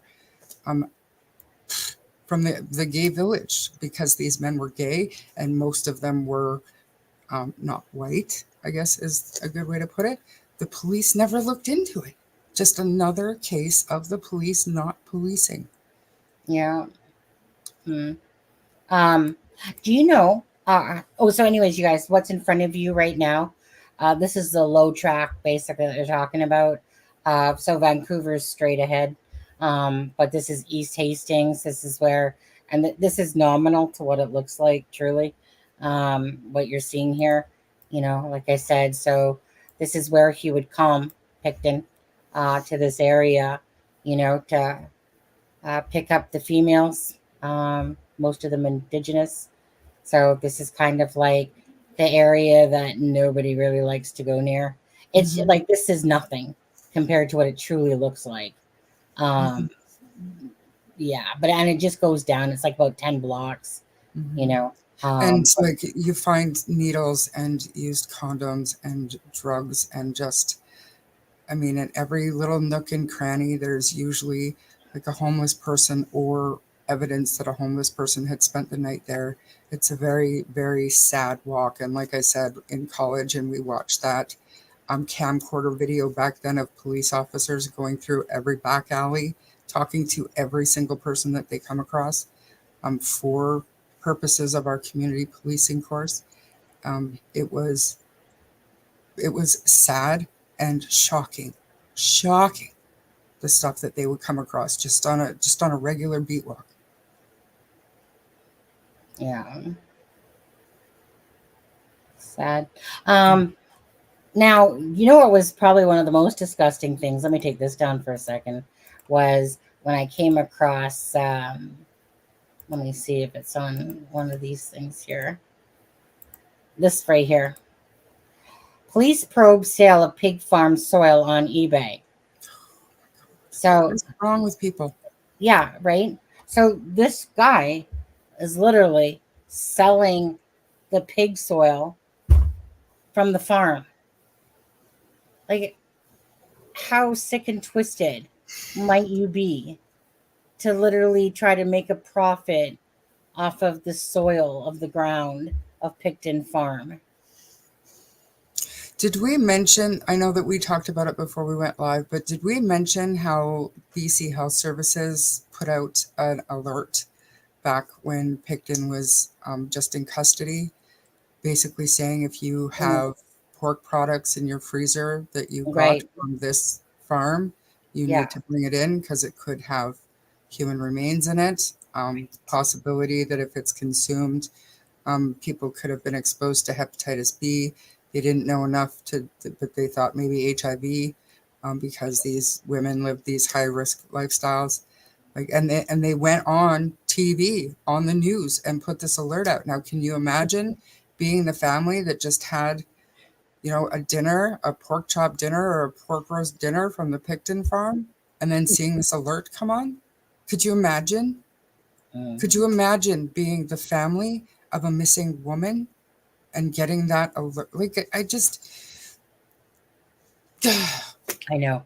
Uh, can't. yeah, right.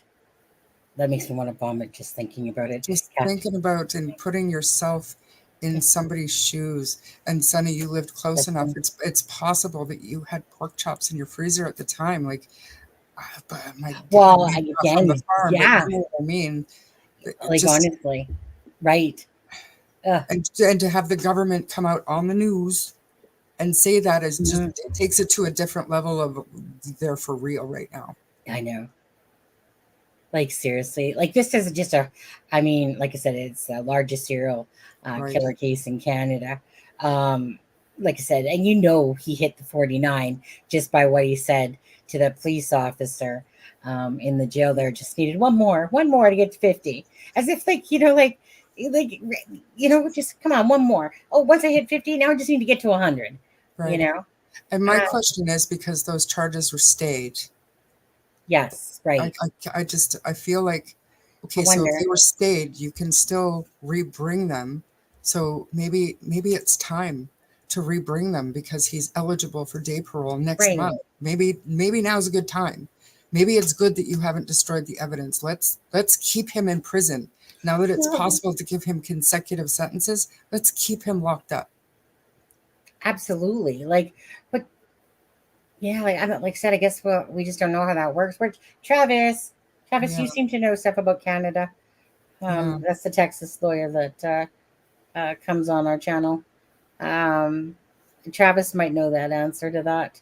I I'm sure actually he would. have a couple of friends who they don't do criminal law, but I bet you they could either point me in the direction or find the answer to that. Maybe I'll look into it. Mhm. see what staying charges means, because I always thought that means they're basically put on ice. Mhm. They're not dropping charges, but they're not going to proceed with trial. But they could at a later date. But I would think that because we're so close to this day parole eligibility, Yeah. that it would have been in the news if they were even When's that again? 2024. When? next month, Next February, month. like Yeah. right That's. now. Thank you. February.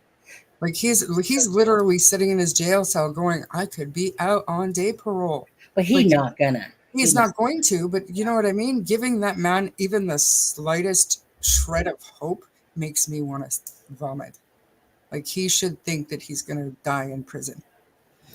But What does stayed in Canada mean exactly again? Stayed. Uh, no chance to recharge, but they weren't dropped. The charges weren't dropped. They were stayed. And that's where I'm confused. Maybe you're totally right. But stay of charges. because the 27th murder was Okay. dropped because there wasn't enough evidence. Says they're put on hold.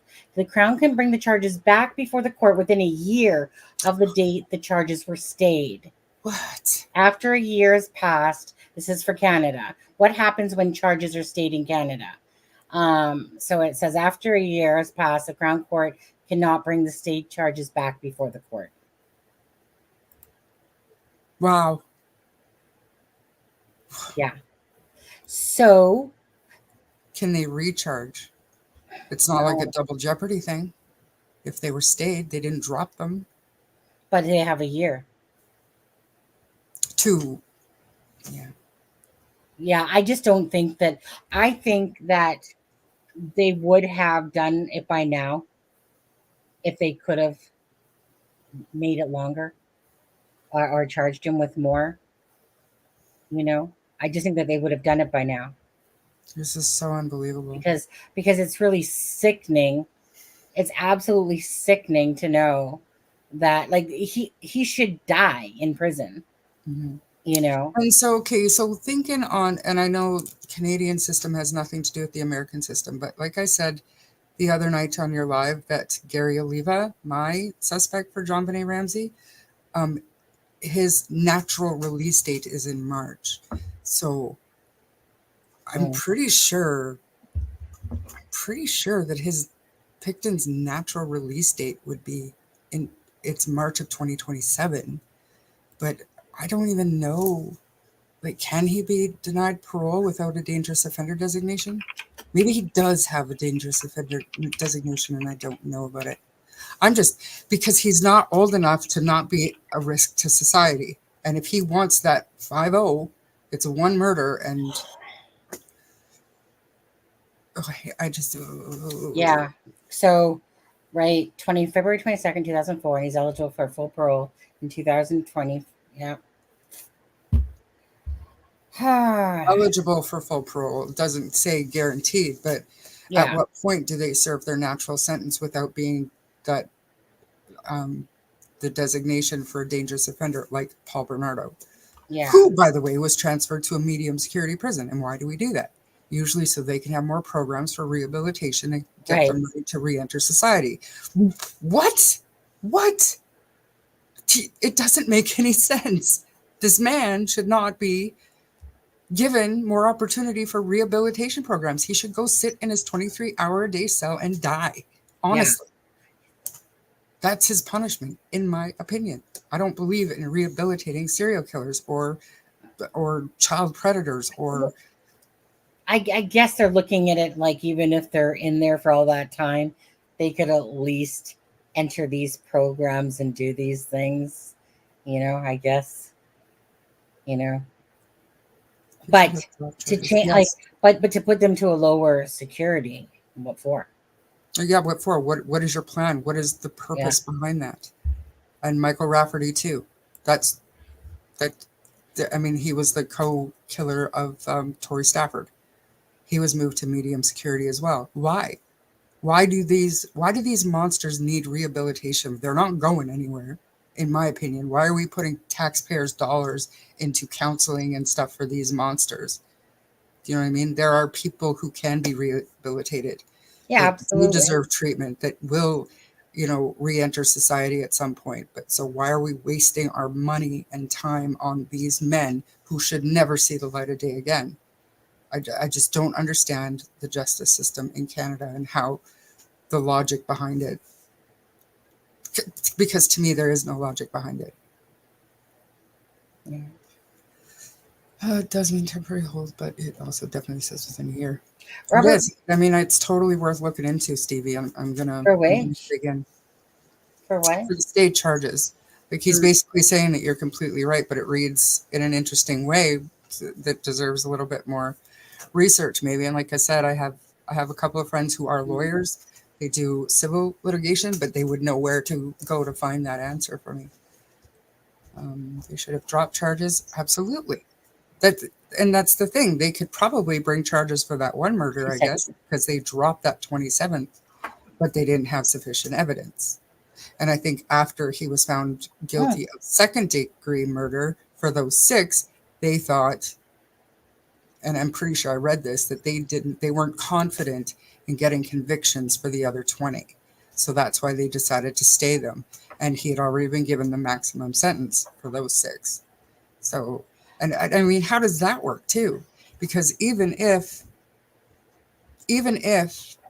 he's given the maximum sentence and it's 25 years, did they charge them as a group of 6? One charge for 6 murders, or was it a charge per victim? Because then couldn't you, even if it has to be a concurrently served sentence, wouldn't that be 6 25-year sentences? Do you know what I'm saying? Yeah, that's what. Yeah, I don't that's what I understand. originally thought was that. Now, Now, hold on, where Barbara's did- girlfriend signed a deal. She got 12 years. She is out. She has 3 kids. She was on the PTA. She was taking other parents' children on field trips, and she's living her best life right now, other than paparazzi. Absolutely. I mean, the deal with the devil. That was the deal with Yeah. the devil for sure. And she knows it. So she's in hiding. But how dare she go out and have children? How dare she? Right. Because it's not about her having children, really, even though this is probably going to sound bad because I typically say things that just come out wrong, but it's not about their victims when she's having children. It's about her children. And eventually they're going to read a newspaper. They're going to find out what their mother did. How is that going to shape their upbringing? And I just don't know. I don't get it. Charmaine, Stevie, where was Stevie from again? Ontario. Yay, East Oh, Coast. Ontario, you lottery hogs. Someone gonna Yeah. say you guys. You Lottery election hogs. fixers, you. Yeah, election fixers, Trudeau lovers. The rest of Canada doesn't matter. Ontario and Quebec decide everything for the Yeah. entire country. Piss me off. Yeah. This kid, like 18 years old or whatever he was, some like 17 or 18, I think 18, won like the top. You can win for a lottery of like 80 million or whatever it was. Oh wow. And he's like, yeah, I think I'm going to use it for school. And then also you can just see the light bulb go off going, oh, wait a second. I got 80 million bucks. But anyway, so hey, well, you know what? Well, you need to do the boots on the ground over that side. Because there must be a ton over in Ontario, that side over there, eh? Yeah, I was going to say, you're not doing yourselves any favors on the East Coast either at this time. I think the entire country is in the exact same boat. So For you to just keep apologizing, okay? Yeah. But it's like, yeah. So I mean, like I said, I love boots on the ground. I love it. I love so for me to, unfortunately, it was a darn close day. An iPhone, you know, right? I'll never be an ad for you ever, because until you fix your batteries. Actually, I have iPhone, iPad, blah blah blah. Okay, forget I said that iPhone. But you need to make your batteries better so that they last in the cold. You need to give them like a little fuzzy, warmer, cozy thing around it or something like that, because it just pisses me off how fast the battery dies. But anyways, I love boots on the ground. So to go over and do that because I didn't even think about it when we were talking about it. It's like I know it's there, but I didn't go, oh yeah, I guess we should drive it down there, type of thing. I Mhm. have my drivers. I never drive in Vancouver traffic. No, I never. don't blame you.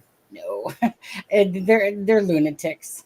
I know it didn't look like that in that video, but honestly, um, to me, like when you get on the highway, so typically Highway 1 is what takes you into Vancouver over there. But I'm sure for Picton back in the day, he would have went down the Burnett and then came into Vancouver that way through Mhm. like the Coquitlam, Port Moody side over there, Yeah, and then into Burnaby, and then drove him down. But the number one is the main one that right. from the highway takes you in there, of course. But yeah, so like I said, so I'm gonna have to look at this Terry Driver guy. I remember the name.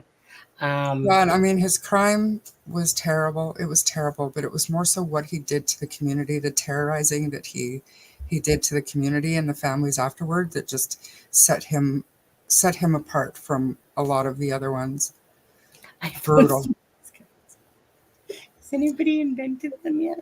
Yeah, And like I uh, said, I really want to get into Highway of Tears. I know the Highway of But it's Tears. not going to be like a one episode. Like No, the Amber Tuckero thing ties into it, and in my yeah, opinion, this could definitely tie into it. Some of those other victims could tie into it, and then just the attitude towards the women who live these types of lifestyles. Um, it's sad. Look at Gary Ridgway in the United States. He chose his victims because they wouldn't be missed, and he wasn't wrong. Mhm. And that's the attitude that needs to change. And when they are missed, the police need to take it seriously. Absolutely, absolutely. For me, I will always stand for fairness. Like that. I've always been that way since I was a kid. You know, it's so wrong to me that people get treated differently, Mhm. because everyone is the same to me. There's people that stink in every culture that are not the best people or whatever, and that happens in every darn culture. For me, again, it's just always about fairness. Doesn't matter if you're indigenous, doesn't matter if you're a street worker, doesn't matter what you are. You're still a human being at the end of the day, and you deserve every single right that everybody else gets. And that's all I ever, for me, strive for. It's just fairness. Mhm. So it really breaks my heart that all these people lost their lives because of the RCMP not doing their due diligence in the Picton case here, or any other case for that matter. Yeah. Knowing that all these lives that could have been saved weren't.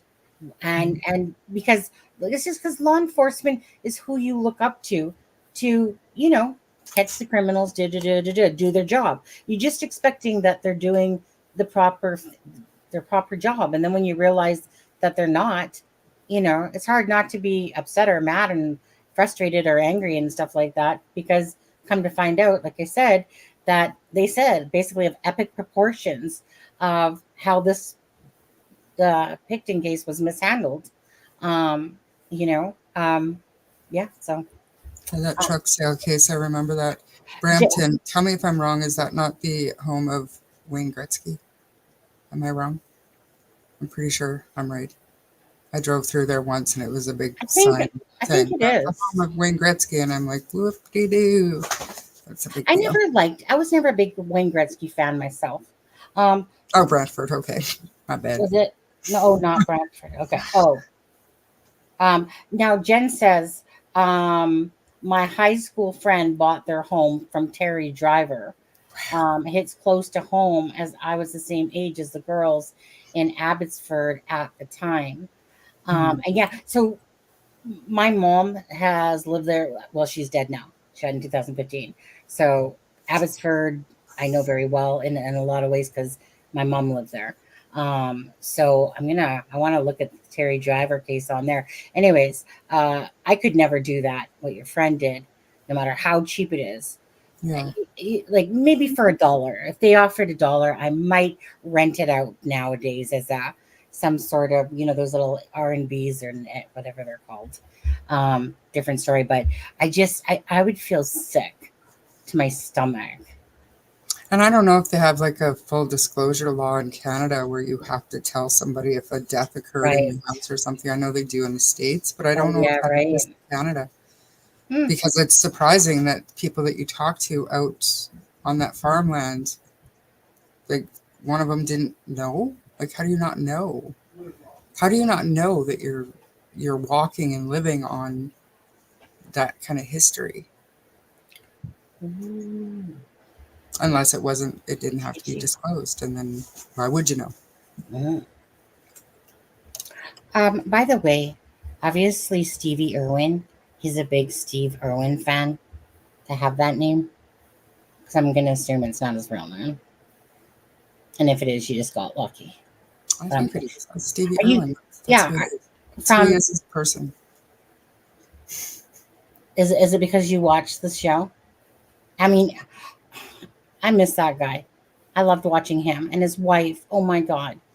His wife when she sat there in this interview and I I'm all about love and like I said I'm like the big sap sucker wife type of thing that I just love I love and so when she's talking about Steve Irwin and she's sitting there like like I lost my best friend like and my like the pain that was going through my heart as I could just feel exactly what she was meaning, like the love of her life was no longer there. Yes, it's Stevie because there was only one Steve Irwin. Absolutely.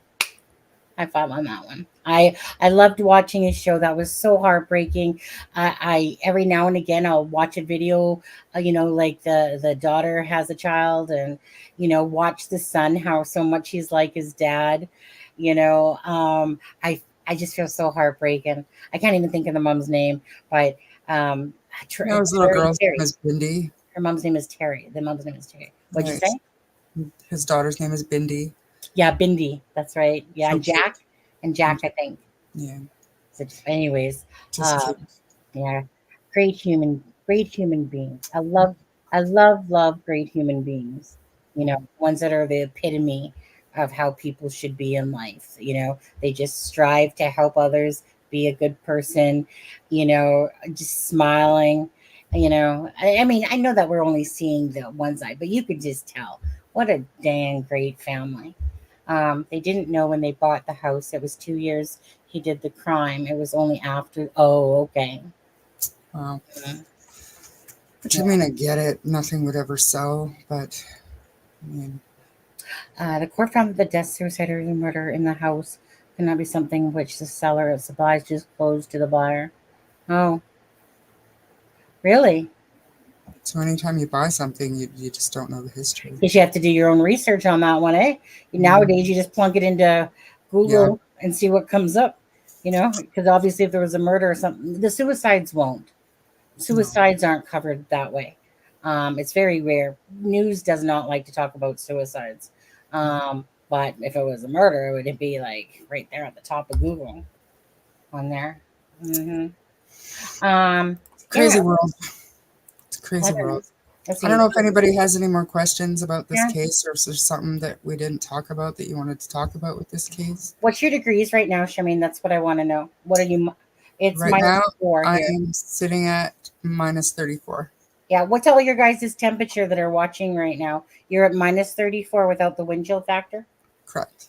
Mm. Yeah. It probably feels like -50. Well, that's why when we went and it was like -3, and then it was supposed to be like -13 the night. It was the wind, like Hmm. you could hear it. That it was just when it came, it was just it was like cold, you know. -32. Where are you at, Jen? Alberta, probably. 55 -32. Wait, so are you in the Lower Mainland area, Jen? Obviously, right here in. Are you in like the Abbotsford area? Obviously. Yeah. So I mean, I grew up in Chilliwack. I lived so when I was born in Vancouver General Hospital. When we lived in Burnaby, then we moved to Delta. Then we moved to like the Sardis area. Then it was Chilliwack. Then it was to after that it was actually to Calgary. Um, till I Very cool. was. Jen is in Alberta. Oh, I was. Me. That's because I know, Jen. Don't tell me. Let me guess. You're in Alberta because it's a cheaper place to live in. It is not. It is too. It is not. Come over here and then tell me I that. visited. Your tax No, doesn't no, count. It is no, no. expensive. It is no. It is not expensive to Vancouver. Trust me. No, okay, fair. When Vancouver. I look at your guys' rents over there, I'm like, no problem. We can afford that for a freaking house. No problem. You're paying the same out there for rent that we're paying for a one-bedroom apartment here. It's crazy out here, Charmaine. Better paying healthcare jobs. Better paying jobs in general, I think, in Alberta for sure. Yeah. I mean, the minimum wage out here, what is it now? Like 50, 16, 15, 60, 16, 50. It's 15 in Alberta, but that's nowhere near. Like, I No. make good money, and I'm technically considered Yeah. middle class. Oh, And I know. there's no way. There's no way. There is no way if I was a parent, if I had kids to put through school or buy groceries Thanks, for, or have Kathy. to pay dentists, there's no way. There is no way. I don't know how younger people are doing it right now. I know. I myself, I cannot get out of the grocery store in Fox Creek for under $100. Mm. And we're talking every other day to buy stuff to make soup or to buy salad stuff or whatever. It's usually between 80 and $100. It's absolutely unbelievable. I don't understand how children are eating in this day and age. Well, I'll tell you right now, the way and wait, before I say what I'm going to say, Kathy Bear. That's why I call my Mama Bear. I call her Mama Bear over in England. That's my husband's mom. She's actually the same age as me. If you guys didn't know, my husband's 21 years younger than I am. But anyway, so I call her Mama Bear. Now, what I would actually suggest is nowadays, people, you guys need to raise your own goddamn cows, okay? Because the way that meat is, it's freaking ridiculous. Honestly, get yourself a little farm. Out here will probably cost you a couple million, no problem at all, right? Probably about 5 million. But honestly, the way that the meat prices and everything is just so absurd. Mhm. I literally want to drop kick every store that I walk into and just like go on a freaking ninja chop thing and be like, really? Like it's just when you know what prices were, especially before COVID, and then what they are now, Mhm. I I get anger issues, okay? I do. When I see Everybody does. And imagine if you had small kids to provide for. I Like know. I feel so bad for that generation right now that are trying to bring families up. And yeah. And I you know what? I am one of the most unselfish people you will ever meet. And Charmaine, I know you are the same way. And it just drives me absolutely bonkers that this world is so money hungry, greedy, selfish. Just drives me It's crazy. money driven. And everything Individuals is. for the most I part know. are good hearted people. I don't. But I don't think so. they have to be. The society and industry and everything else has created an environment where Yes. everybody has to be out for themselves because you can't financially help other people. It's impossible. Like I said, if you have kids, it's impossible. The only reason I can do some of Yeah. the things that I do is I don't have dependent. Oh, I have two Yeah. stupid little horses around here, but I mean, they sleep and lick themselves. I mean, I have to buy them food. That's about it. And love them. Yeah. I mean, If I it's had kind of kids, there's no way I could help people. yeah. Well, in all honesty, too. Like, I mean, like I said, I was working, but honestly, it's been a year and a half now, and I throw out applications all the time. I guess nobody wants to hire a 54-year-old, but honestly, um, it really hurts my pride, in a sense that if it wasn't for the people that donated or the YouTube revenue ads, which it's not a lot that I get. 3,400 versus like 600, 700, maybe a little bit more if it's like was Christmas time and stuff like that, and it's like that's like nothing. But if it wasn't for the people that have done donations or the YouTube ads or the memberships, like honestly, like for me, like I've worked since I was 8 years old, like literally delivering paper routes. And then I was 13 when I took a job at Harvey's, and I've always worked. So it's really almost it makes me feel ashamed of myself, really. In the sense that you're trying to do something you love and whatever, and yet you're sending out all these applications. I've been a general manager, I've owned my own businesses and stuff like that. And then to sit there and now to live here, it's just hard. Like, Mhm. thank God we have our last year of our car payment, which is like $1,000 pretty much a month, right? For our car, because it started off at, you guys see what we have. We have a Ford Explorer Sport. It's same thing as police vehicles. Now, we got that when we were living in the hotel, right? And that was like $73,000. It's not that that vehicle was $73,000. It was 53, but I'd already purchased a car, and I was oblivious to this whole car trade-in shit thing or whatever it was. But Negative anyways, so out here is, like I said, we had to do a consolidation loan back in 2020 because that's when the COVID hit. And I was working for free, helping out the boss there. And it was like my husband didn't lose his job. If my husband would have lost his job, we would have been fricked, like effed over, and stuff like that. So it's really taking its toll on me, because like I said, so I have no problem always helping people, but I haven't, like, I can't You really don't help. have the means. I don't have the means to really help people. Like, meaning I do little things, but like, when I say I do things, whether it's lending somebody you're helping somebody out and stuff like that. But when it comes to, say, financially, like, you've bought me like stuff, you've gifted this channel more than I can say. You helped me reach the goal for, so my husband didn't have to make one car payment for Christmas time, because that was what the one goal that I wanted to take off of his plate, because because he has a good job too.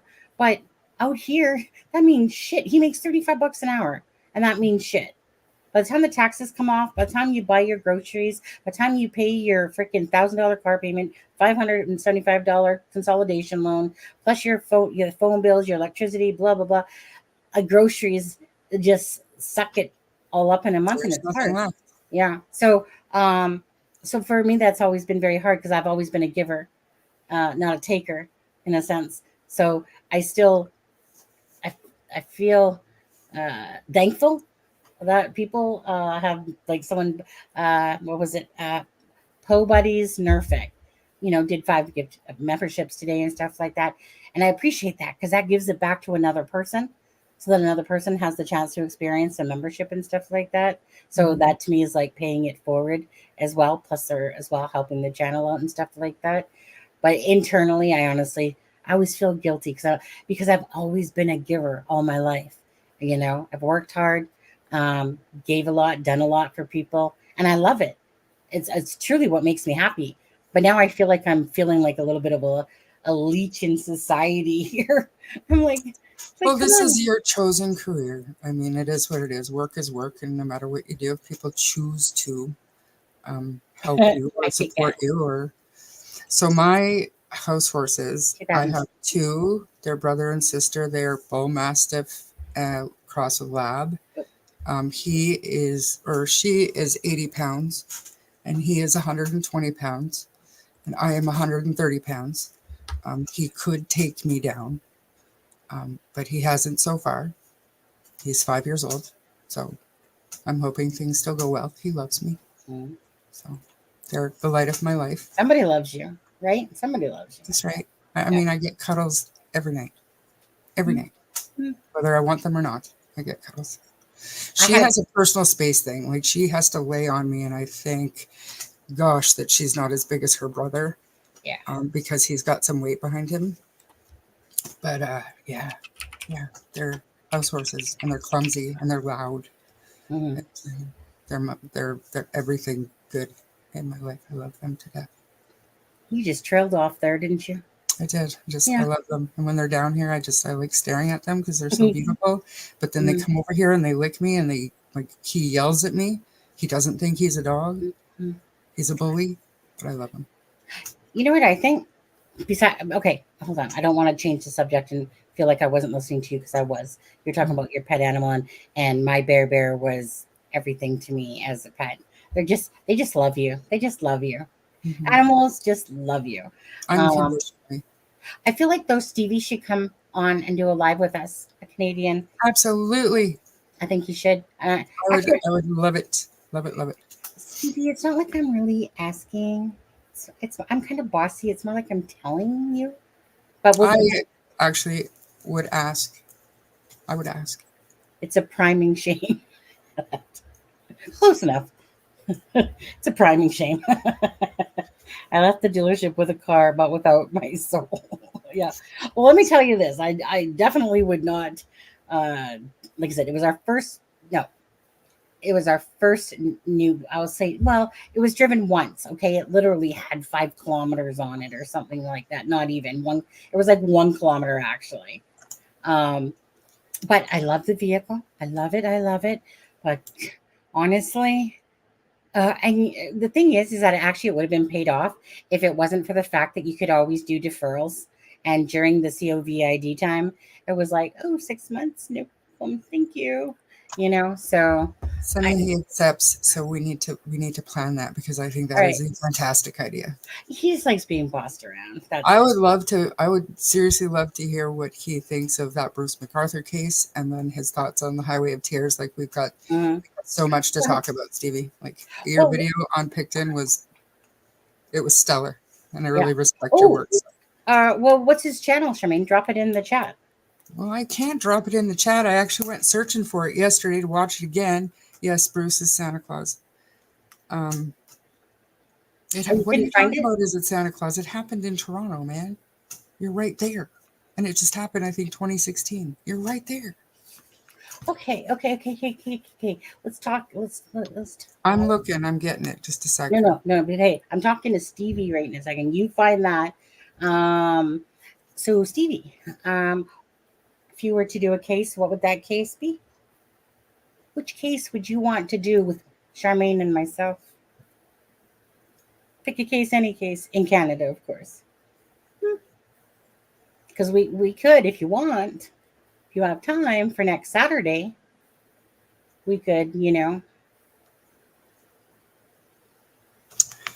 Actually, do you have Messenger? Do you have Messenger, Stevie? We could all just, be friends and stuff. You think we should let him in to our crowd?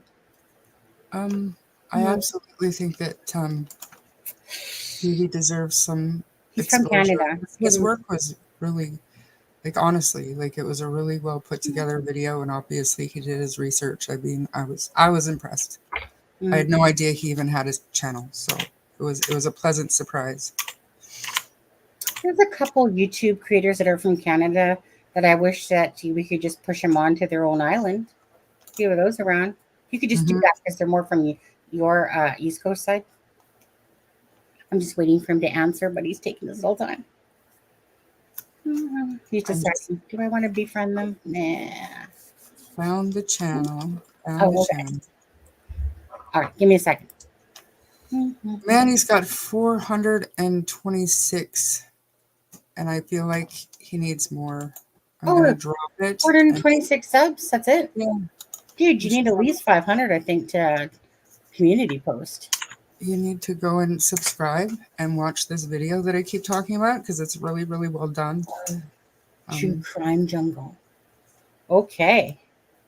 So, any of you guys in here watching, can you guys go help out a fellow Canadian, or it doesn't matter if you're American or not? True Crime Jungle is the channel. I think, did he fall asleep on us? Because I'm pretty sure he went from the word, I had so much fun, to now I don't see anything in chat. Possibly we might have scared him away with our... Do you think? It's possible. I don't think so. I feel like there's connection. I feel it. I do too. He's just playing hard to get it, that's all. He's like, yeah, I had fun, and I'd love to, but I didn't mean this year. No, he's probably more like me. Yeah, I put a video out. That doesn't mean I want people to watch it. Thanks, guys. You know, if there's one thing that I truly love, and I wish more creators would be this way, I just wish that people would understand that everyone has opinions, and it's about how you interact in a chat. You know, as adults, you're expected to act civilly to one another, but can voice different opinions. But true crime to me, or people in general, I, I will always lend a helping hand anytime I can help somebody. Like if there's something that somebody needs of me, or to help them get to 1,000 subscribers, or just how to do something or whatever, just like I appreciate those that help back. You know, I wish people would get over their egos. I wish people would be a lot kinder and nicer to. I don't understand this need to attack. You know. Oh wait, did he come? Oh, whoa. We were getting a book. That's what the problem was. Here was one pecking, I think.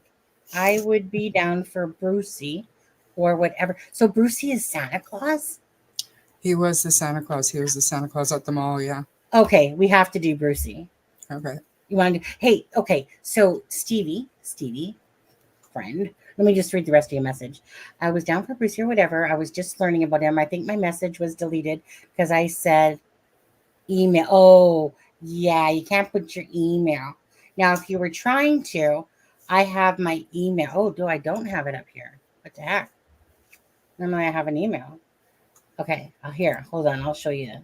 This is the email for me up here. At crimingshame@gmail.com. Okay.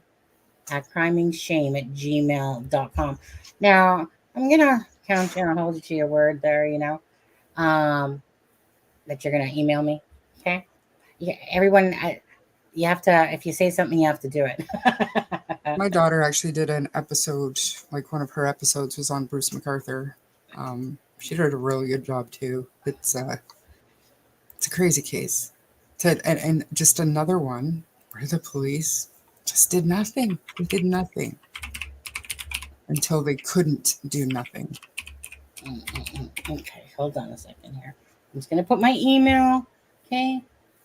There's the email at crimingshame@gmail.com. And then we'll hook up somehow. Well, yeah. Do you have Messenger though? Because we are Messenger people.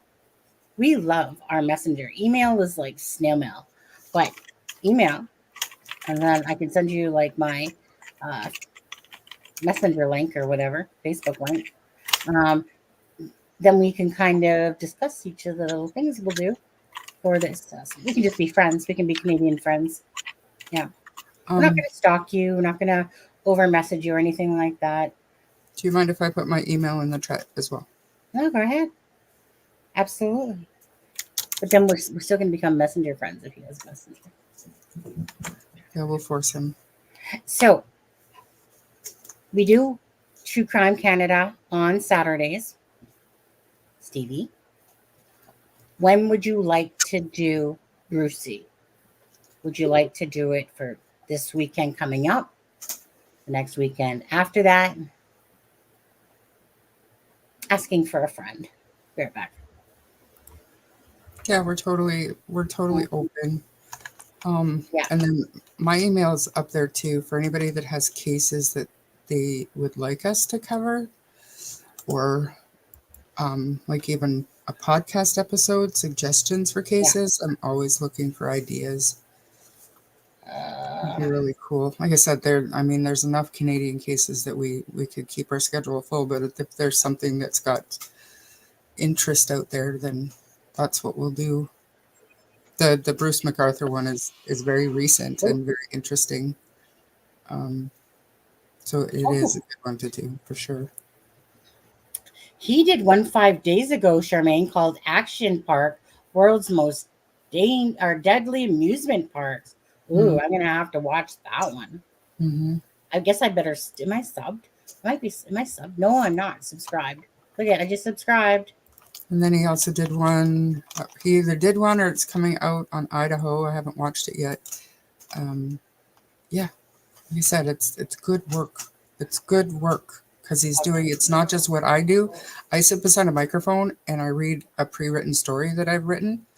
And it's just me. And that's why I'm so awkward on here, because I'm not used to interacting with the chat or talking to somebody else. Thank you.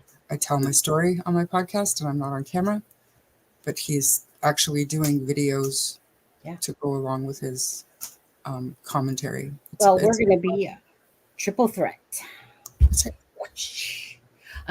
So the one question that you're still avoiding, unless you don't want to admit it, do you have Messenger?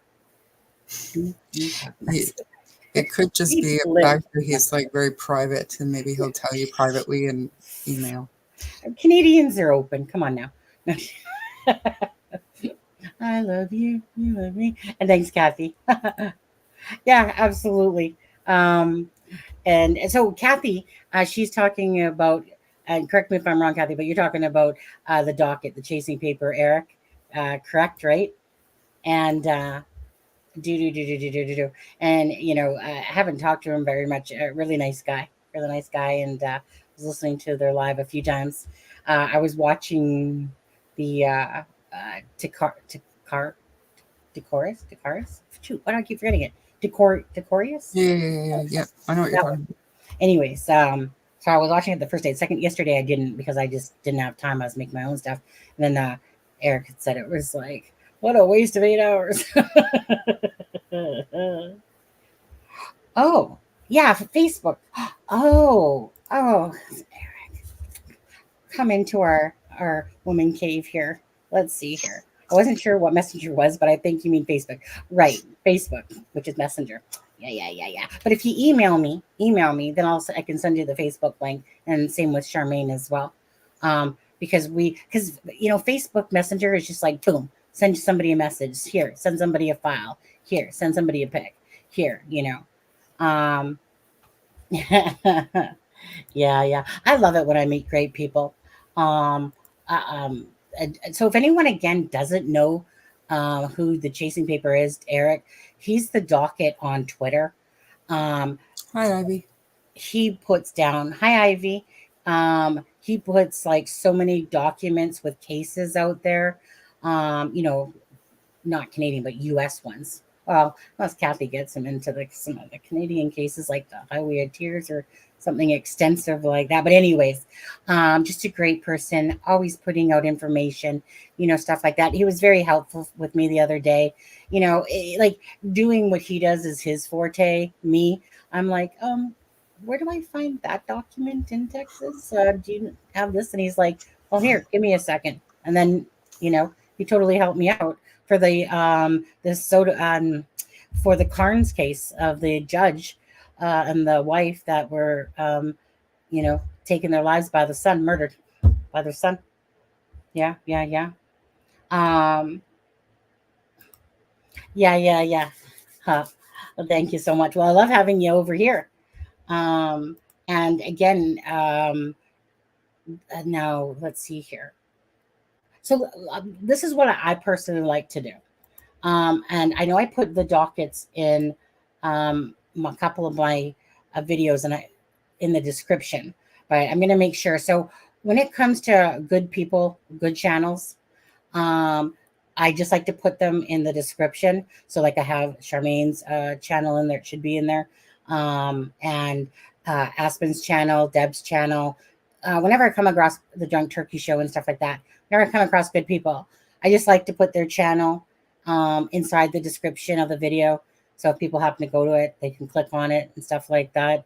So I'll make sure that I put Stevie, I'll put yours in there. And I got to double check. I know the dockets was in there the last couple times, but sometimes when I go grab the live, sometimes I just, I copy and paste, but sometimes I don't always copy and paste the latest one that I just did. Chasing paper. Absolutely. But for anyone, honestly, the docket is a wealth of information when it comes to cases, especially in the United States, of course, that are following. So most of the cases that are out there, he's following. And right now he's doing the murder trial for that Trachonius. I think I'm saying that wrong, but whatever. Case.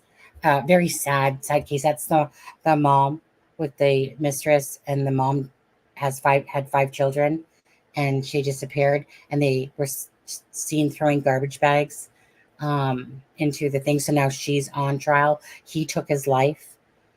Like the husband ended up taking his life in jail or whatever. Sad, very sad. Tons of sad cases. Very sad. Yeah. Anyway, anywho. And there's, oh yeah, anywho, the chasing paper, their Twitter, that's where you get a lot of the documents like first. Yeah. If you're not following them on Twitter, I suggest to go and follow them on Twitter if you're into like court filings and, you know, releases and stuff like that. Actually, I'll pull up Twitter. So Twitter is my next favorite thing from my social media, to be honest with you. So I'm just going to pull up the docket. There he is. And I'm just going to drop that in hit chat as well. And do you still have paste on? Can you still hit paste on to drop Stevie's channel again? No. Can You I just got to hit. Well, you pasted it already, so you should just be able to hit paste again. No? Oh, it doesn't matter. I got it up anyway. Yeah, that's okay. I got it. Well, so do I now. Let's do it twice. Let's do it together. Okay, let's do it together. Who wins? Who wins? Who wins? Who's faster? Oh, get on. Get on. I won the battle. You might win the war, but I won the battle. Okay? Whatever. Yeah, and then we'll put... I'm going to have to come back and watch that Action Park one for sure. And then the docket. And if you haven't seen his Willie Pickton video, go watch that because it's really good. It's kind of a great, you know, overview of everything. He did really good. And yeah. Actually, while I'm doing that, okay, Charmaine, talk amongst yourself. I don't know how to do that. Yes, you do. You can talk about whatever you want that's crime related.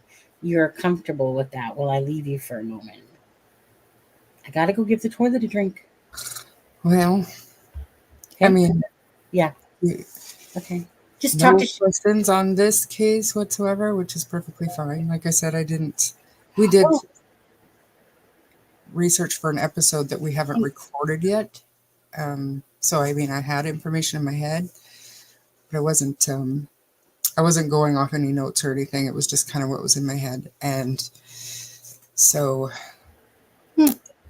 I mean, I'm not going to bring up Delphi. So Delphi fatigue is real. It is real.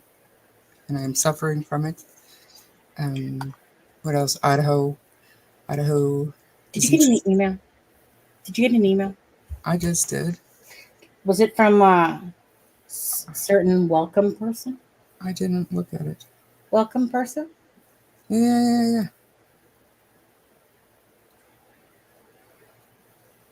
Is that you, Stevie? I feel like unwelcome aesthetics. I'm interested. Yeah, I was trying not to say the name just in case. Aesthetics. Isn't that looks? Do you do eyebrows and eyelashes? So I was like, wait a second, is that somebody else or is that Stevie? Okay. Oh, okay. Gotcha. Okay, troll alert. Anyways, I gotta go give the toilet a drink. Be right back. I'll just be right back. Let me see here. What else is going on? So we had done an update episode on Wednesday, or Sunny and Aspen did, and I joined them. And then last night, Sunny and Aspen were on criminality, and that was really good. They also did, I think it was almost 3.5 hour update episode. And they kind of went deeper into some of the cases that we talked about on Wednesday.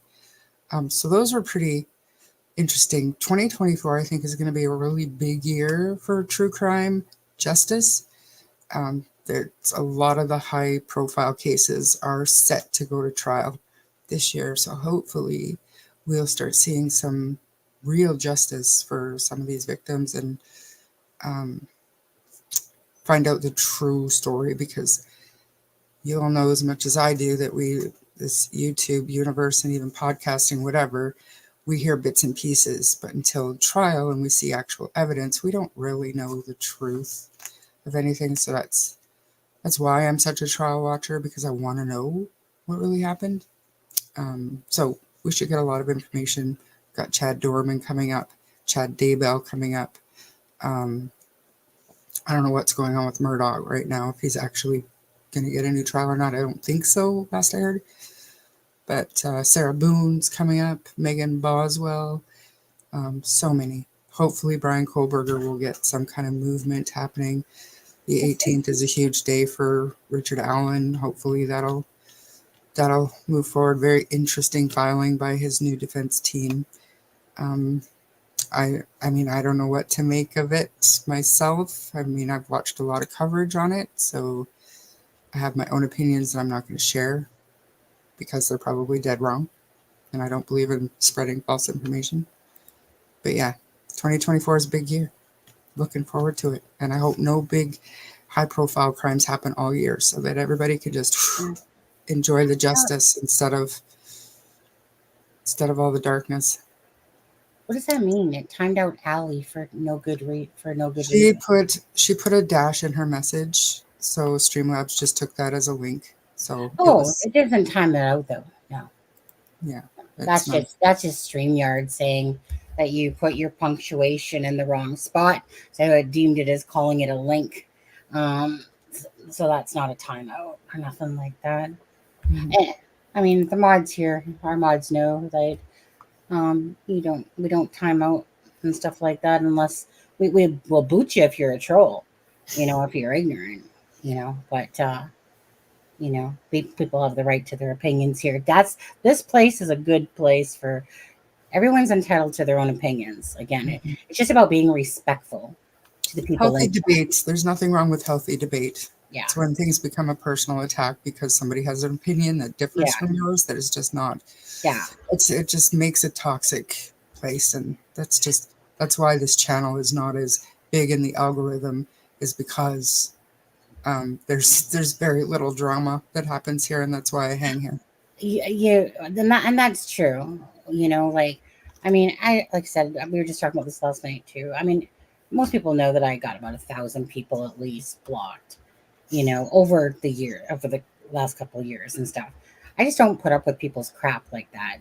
We don't need it. There's enough heaviness in this world without going to a place and then having people start bashing other people all the time and coming in trolling and stuff like that. I just simply don't put up with it. I don't need to. I don't have to. Yes, obviously, like if I was truly into it, I never put money first. Let me put it that way. I will always put human beings over money any single day. And so it becomes about I have to stay to what my morals are. And my morals say that you you talk to if you talk to somebody disrespectfully, expect to get it back or expect to get a freaking block from the channel type of thing. But I'd rather just block you and not deal with you because I don't have to. I don't need to.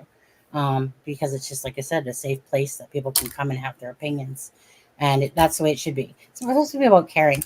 That's what the whole community is, I would think, is supposed to be about. Some people lost their way on that stuff, but that's their stuff, right? But anyways, in here, again, you can have your own different opinion than ours. We're not that channel that because your opinion differs than us that somehow you're gonna get booted or anything like that. Allie, good manners cost nothing. Yeah, good banners do cost nothing. Exactly. Like some people think that I sometimes have like these, anger issues because I block people. No, it's about respect. Like I said, we're adults. We're not children in sandboxes, and I don't need those type of subscribers. I would rather not have them. So does it yeah, like Charmaine just said, do we make it into the algorithm as much because we don't have, 500 people watching Delphi or 400 people watching Delphi? No, because again, this channel just refuses to put up with unhealthy people that come in here and have conversations. It's just never been my way. Never been my way. Ali says Canada is more proactive on getting cases to trial. In the UK, latest data is out of the 90 billion cases reported in the last 5 years, and only actually 1% go to court. Oh, wow. We yeah, my husband's from the UK. If you guys didn't notice that already, um, we covered the Nicola Bully case. So there's a few cases, but UK for information, US is honestly, you guys let us access too much of your information. I'm just amazed how much information we can access off US residents. Like honestly, But on the flip side of that, Canada, like the yeah, United States, they have a justice system, a trial system where it's considered, or it should be considered a public trial, a yeah, fair and public trial. Where in Canada, yeah, it's a fair and public trial, but not to the level that it is in the United States. Like you can go if you can get a yes, spot in the courtroom, it is public in that way, but there's no publication yeah. in Canada. So it's a different level. And I think that in this day and age with social media and the online world and everything, it needs to advance to something close to the level that the United States are, because people, I do too. they're not getting the not so much the exposure, but the public knowledge in what happens inside the courtroom with these cases. Oh, Make sure that my bad. they're in public trials. Do you know what I'm saying? Yeah, Like I understand there has to be a balance there, and sometimes there is way too much information released in the States I'll just leave that it. may taint a jury pool. But in Canada, you get nothing. You get Yeah. nothing until the you know That I until mean that part I absolutely agree with for and sure. it's very frustrating. Well, Um, Not even as a podcaster, but yeah, as a member of the public. If you have serious crime going on in your neighborhood or in your city, and you're interested in the evidence and the trial process and what is happening with that case in your community, you have to take time off work to go and sit in trial, if you can actually take the time off and get a seat in there. I mean, that to me, I don't know. That's a different level of public yeah, trial yeah, in this day and age with the internet. yeah. Is where we're kind of Well, in the stone ages. the internet is absolutely just uh like 50-50. There's like so much great things. Like to be able to sit here and do this and talk with people around the world. When I first I think I was playing, and you guys wouldn't know this, but it was called The Zone, and it was a place that you could go and play like backgammon, crib, anyways, multiple games you could play, and that you could interact with people and play from around the world. Only because, when my ex-husband, so he built computers and he knew a lot about computers. So, that's when really, the internet was like a free for all, to be honest, when computers really started coming to, the users and stuff like that. But there's so many things, scams, um, like how people can just take away somebody's livelihood in a second because they don't like what was said.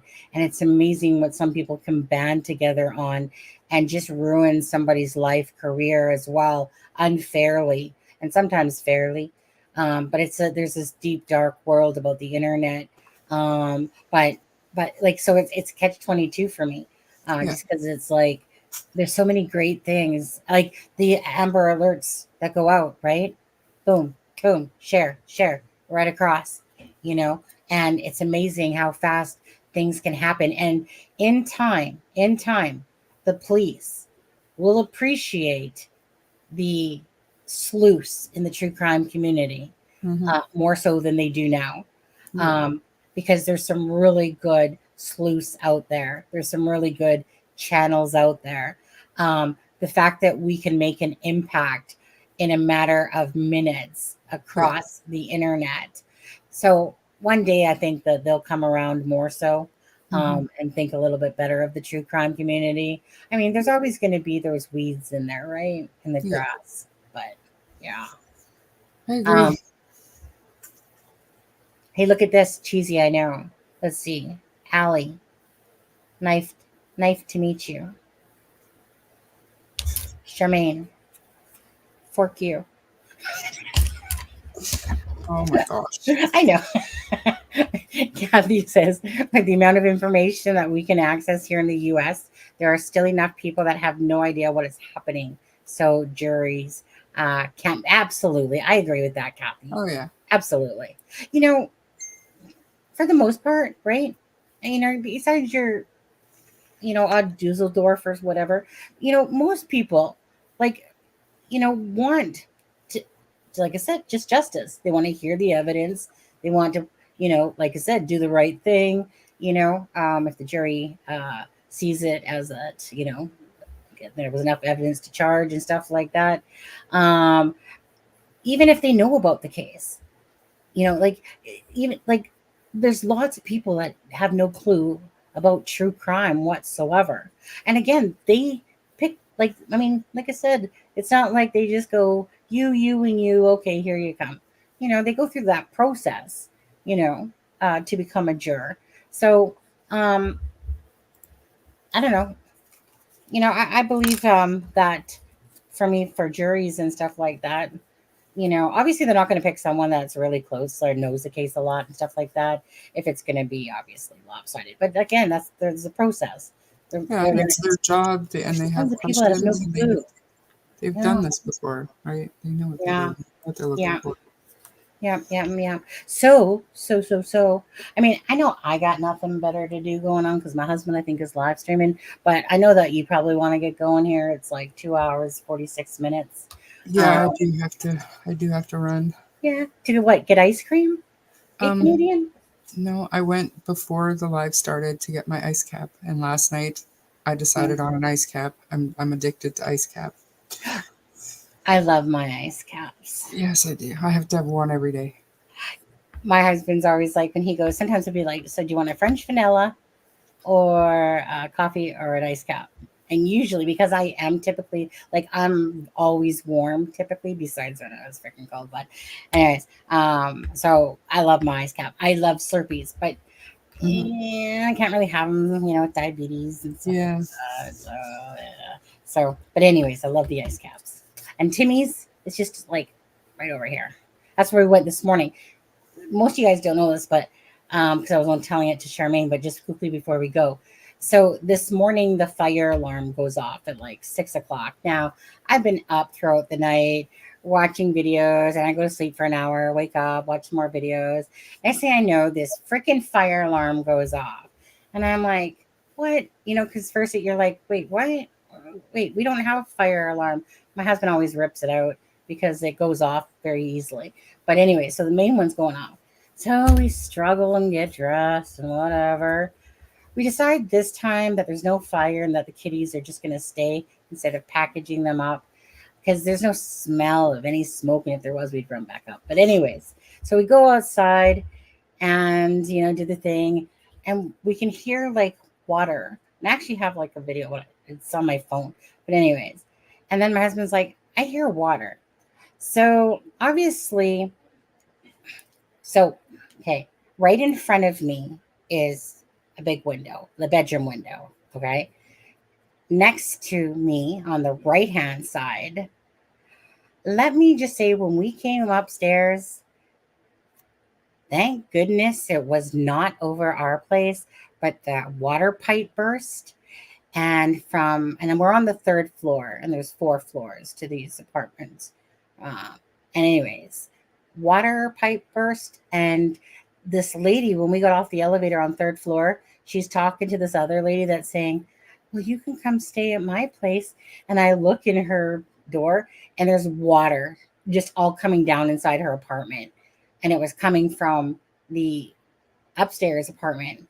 So thank goodness that the only thing we got, you guys, was about this much water on the ceiling in the bathroom. That's it. Thank God.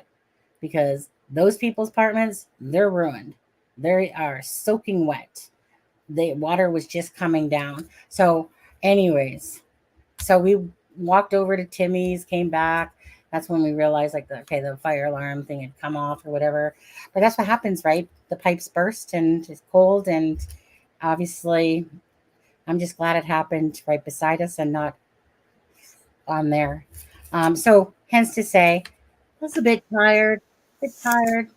Um, got a half an hour in before the live on there, but yeah, just a little bit tired because that kind of threw off the day. I was expecting to sleep in from like 6 o'clock or 5:30 to like 10 o'clock, and then get up, but no, that didn't happen that way. But anyways, so it just sucks for them that the pipe burst and both like their apartments are just drenched. Yeah. Anyways, okay, guys. So let's see here.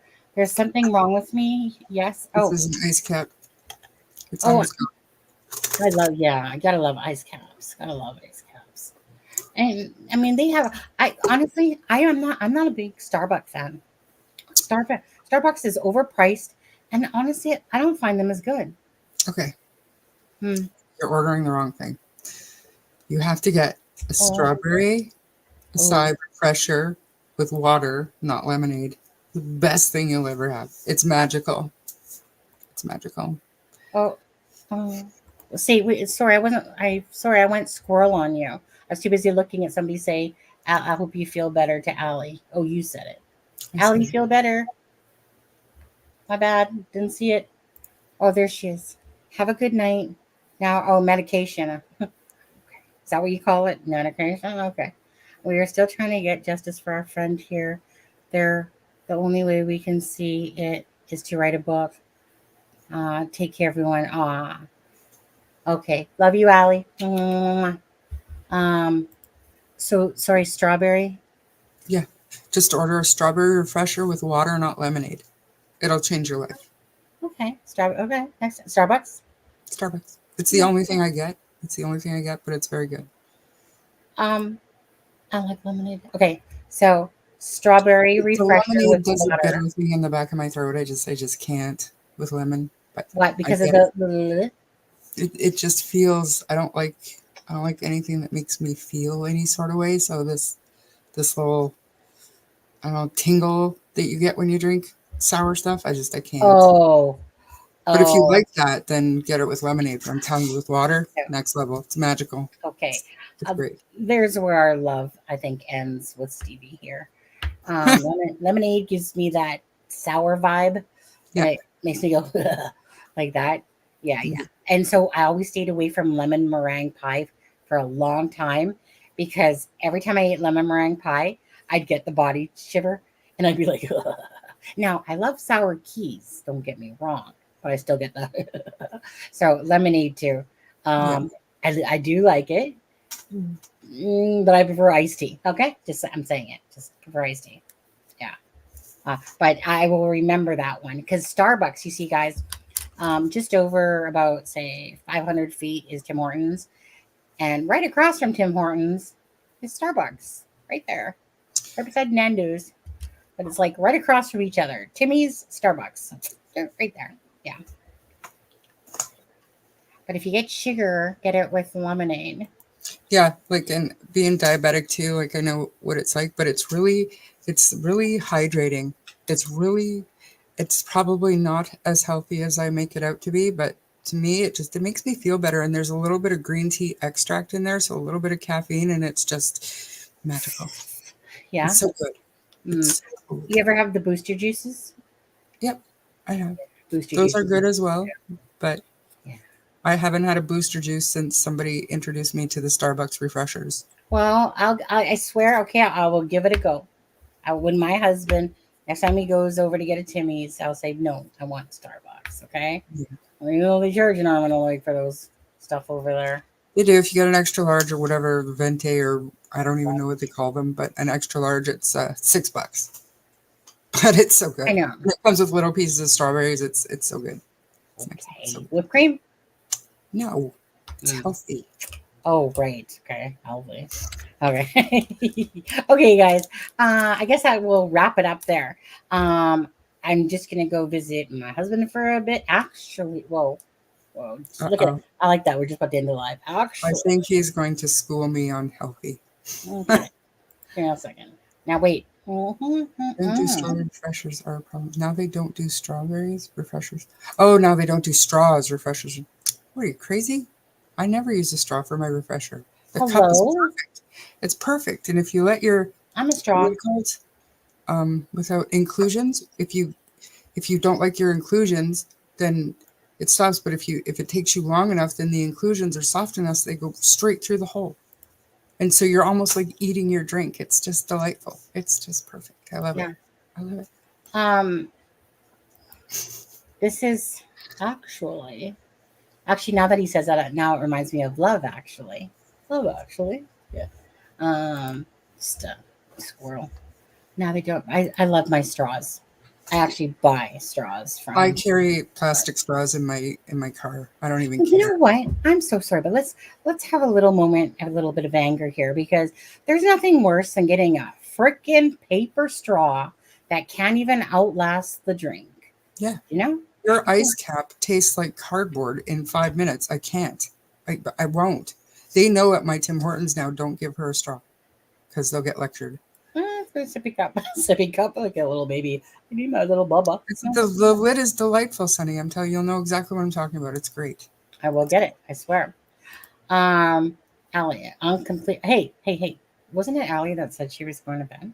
It is, but this is interesting Medication? conversation. Yeah. Okay. I see. I see what it is. Completely organic, high protein diet expensive, but don't smoke or drink and lost 2.5. See, they talk in stones. They do. I don't know what that means. Hey Siri, how much is 2.5 stones in pounds?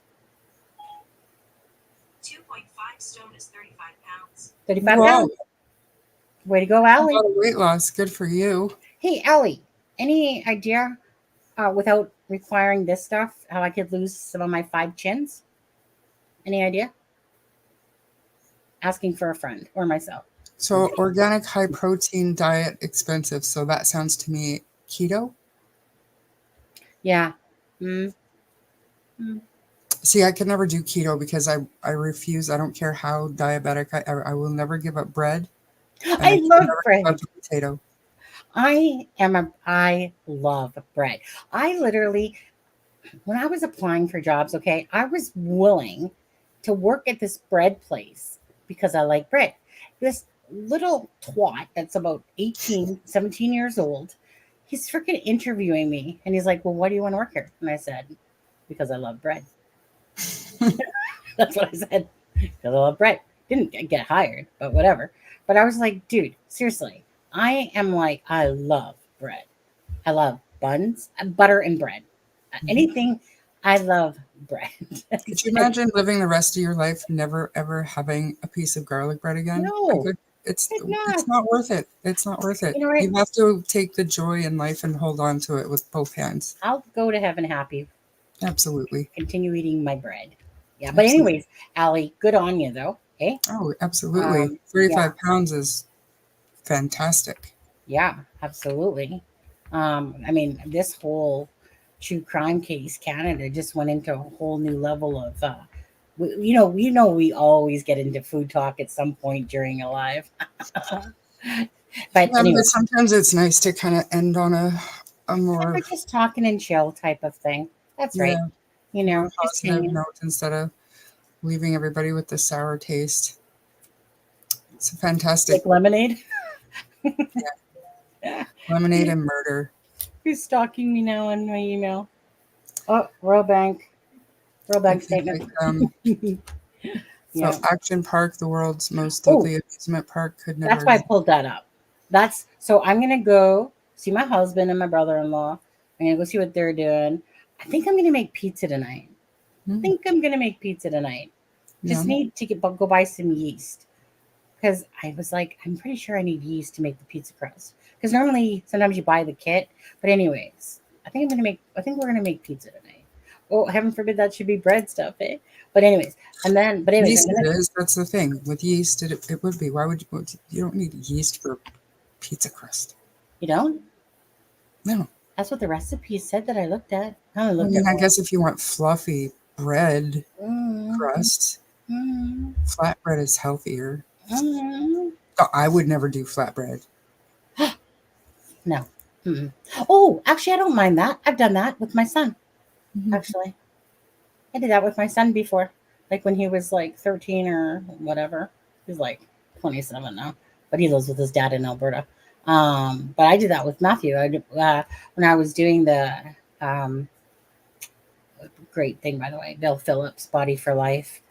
Amazing. If somebody held true to the Body for Life program, you would kick that 35 pounds within 3 months. It's just Sourdough bread as toast is my favorite, hands down. you make your own dough. I just get flat. You just get a flatbread. Your own dough. I just get a flatbread. you You know know what? what I do? Yeah, it's all good. You know what I do? What? I order pizza. Well, I mean, when Pizza had it, I don't make stuff. Why would I make stuff for just me? That's a lot. it's because it's fun. Don't you ever sometimes make Subways for yourself? Never. Like a Because I Subway have a Subway down the street. No, never. Ah, Once in a while, I'll make myself some toast. I It love is toast. cheaper for me to go and buy something than it is to go to the grocery. I'm not kidding. I'm not kidding. I can I walk know. out of a restaurant for $20 Yeah. and I do not leave IGA for below $80. Oh, honestly, IGA, ours is always 80 to $100 just for a few simple things. It's ridiculous. Yeah. Let's just say that again. It's ridiculous. Mhm. Sour bread dough I love too. Oh, As toast is so. I had my first sourdough toast last summer in Vernon. So good, so good. nice. Ali says, I have a delivery every Monday. Sourdough bread is allowed, but carefully. Riverford Farm delivery is only white meat and fish, 35 pounds since end of May last year. White meat and fish. So you're talking about poultry and fish. Is pork considered white meat? No, probably not. I walk in Oh, for a meal and walk out with $100. what I had last night. Pork Time. chops. That's exactly it. That's what happens to me at the dollar store, if you can believe it. $100. It's usually like for me to usually never spend $100 at a dollar store is rare because I go in there and I load up for the snacks, right? Because it's kind of like so you don't have to go revisit it. So, and I'm a chip person. I'm a chip and dip person. My husband's like chocolate, although British chocolate is better. Like, Do you like salt and vinegar chips? absolutely one of my favorite. Lay's salt and vinegar chips with Philly cream cheese Cream dill cheese. pickle dip with Lay's salt and vinegar. Just try it. Just humor me and try it. Another life-changing thing. Get that while you get your strawberry refresher. It will I feel good for days. I'm like a French onion. That's my favorite. French Yeah, I mean, fair enough, good, but try the dill pickle. It has to be the Philly. And okay. Lay's salt and Yeah, vinegar yeah. chips. So ketchup, salt and vinegar, are pretty much my faves that way. Like for chips. I like Um, a hot chip. I like a jalapeno. yeah, no, that's not going to hit my tongue too well. I cannot handle hot food. I mean, pepper alone is hot enough for me, but I have to have mild sauce with the tortillas and stuff like that. Tortillas, my tongue cannot handle hot food at all. It's like zero, nothing. So to me, if it was so hot that I had to drink a gallon of water just so my tongue wouldn't burn or milk or whatever, then I might as well not have it, right? Because it just wasn't satisfying at all. I agree. Yeah. I agree, but I mean, I can take it a lot better, I think, because I prefer something with a little kick to it. I'm not saying habanero or ghost pepper chips. I'm not saying Yeah. anything like that. But a good jalapeno chip. No, yeah. My husband is more of the hotter what, and he always calls me a pussy. Yeah, Right? totally. I would Yeah. too. 100%. But it's like, but I can't. Like, I wish that I could. I wish that my palate could have hot food, or try it, but it just can't. I'm just sitting there going all the time, and it's just like here, milk, milk, milk, milk. After like one bite, and See, I don't need the milk. yeah, It's good. I love yeah. it. Well, my husband will be happy when we go to England at Christmas time next year or this year. I guess it's going to be.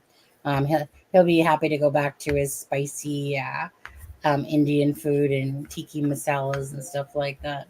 But anyway, okay, barbecue chips, Victoria. Barbecue chips with cream cheese, that would be good. Ooh, I love cream cheese. There is a Ruffles. I don't know if you guys have Ruffles in the States, but Ruffles barbecue Ruffles. chips with French onion dip.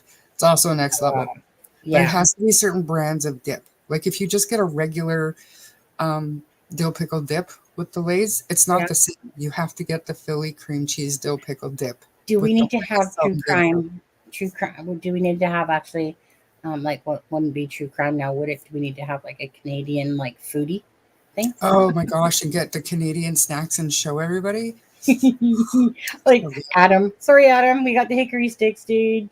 Sucks to be you. I think I told him I found salt and vinegar hickory sticks a few weeks ago. Oh, right, right. And I Yeah. bought them and it was so disappointing because all it did, it wasn't hickory sticks flavor. It tasted like the Like, ground up chips at the bottom of yeah. the salt and Salt vinegar chip vinegar. bag. It wasn't Yeah. good. What's this? Make our own elderflower and apple high juice, which helps dehydrate. Oh, diet and dehydrate. The crime scenes over here are mostly river based. Times four at present, the worst way to go. Absolutely. Look how many freaking river freaking crimes over there. It's kind of like you got a bit of food with true crime in that whole sentence. Yeah. Is what happened Just right. being current and on topic, but Mhm. still So current. I have to tell you something funny the other day. So typically when I buy Philadelphia cream cheese, I'll usually buy the whipped Philadelphia cream Yeah, cheese. me too. Absolutely. Yep, Yeah. yep. And so when we were at Save on Foods, I bought because the brick was cheaper. So I have not bought the brick in a long time, but my mom used to buy the brick of Philadelphia cream cheese. So I bought it and I pull it out and my husband goes, what's that? And I'm like, Philadelphia cream cheese. And he's like, no, like that's for uh, whatever he said. Actually, I don't even remember what he said. That's for whatever. And I'm like, no, this is Philadelphia cream cheese, the stuff that you still put on your bread. I just said the whipped was more expensive than the thing. And he's like, bullshit. And I'm like, no, honey, this is the same thing. It's just that this isn't whipped.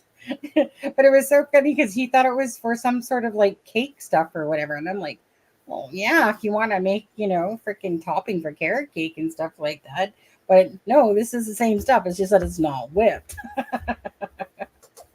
I The like the whipped because it's easier to work with. Like if I do this Olive Garden pasta dish where you just put a brick of cream cheese into the slow cooker with your chicken and seasonings and stuff. No. That's really good. But when I'm doing mashed potatoes or something where I need to mix the cream cheese in, I go whipped every time. I love mashed potatoes. Hmm. Actually, we had that last night with pork chops. I just forgot to have my darn applesauce.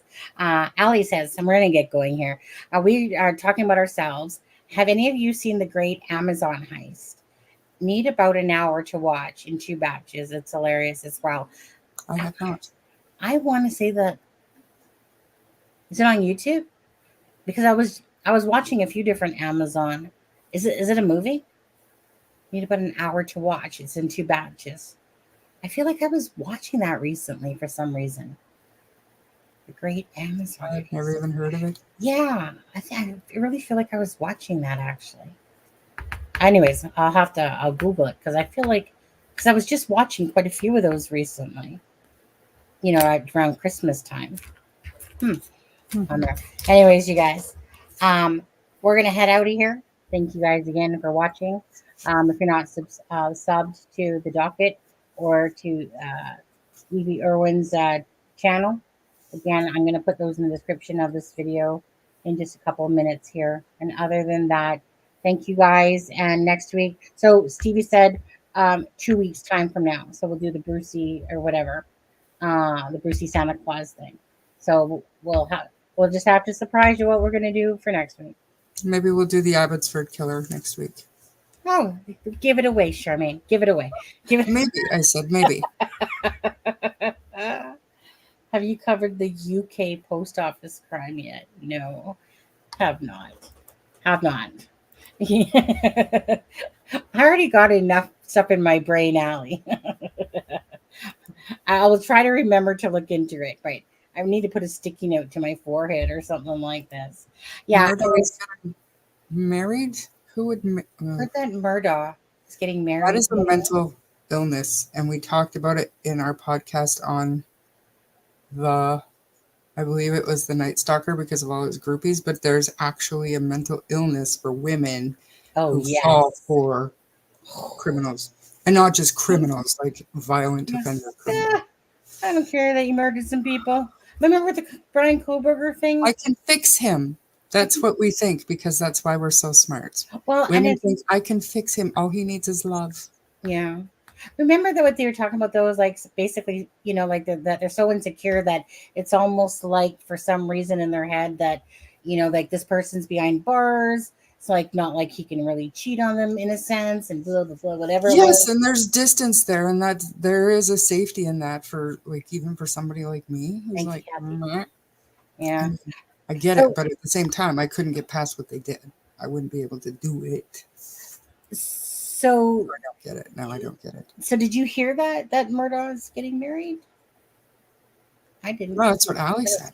I didn't Yeah. hear that. I'd have to look at that to be honest with you, Me Allie. too. And if so, it must have been that shot when he put up his sexy chest and he put it up there like he was freaking on, some dating site from prison.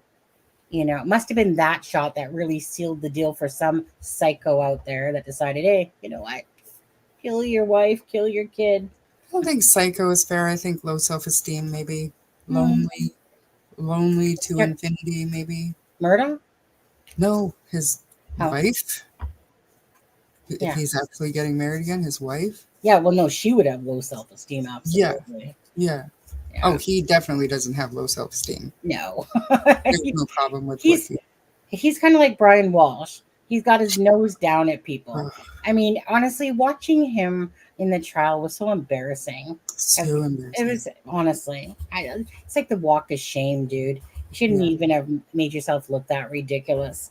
Like honestly, and then he comes out going, "Yeah, you know what? I think I'm just going to admit to it all. Let's just get all these cases over with for people that I stole money from. Guilty with it all." And then he spends like about 45 minutes on this freaking preachable thing, dude. You're not sorry for shit. You're sorry you got caught. That's it. That's it. And I think there was something else. But thank you, Kathy, for joining us today. Thank all you guys. Again, thanks for the gifted 5 memberships that people got in here. That was very sweet of you to do. What is it again? Potty Nerfic. Potty Nerfic. Thank Yeah. you. Yeah. Dash Oblast must go back to school. You can. I'll never. Can somebody tell these mods? We used to have them with the rockers back in the 60s. Ask Steve Sonny. That one went right over my head. That one's gone over my head, Allie. Myself too. Can someone ask that to these mods? We used to have them with the rockers. It's the medication. It's the medication. It must be. You I get some think so. stuff, Allie. Everybody loves you. Yeah. Sweet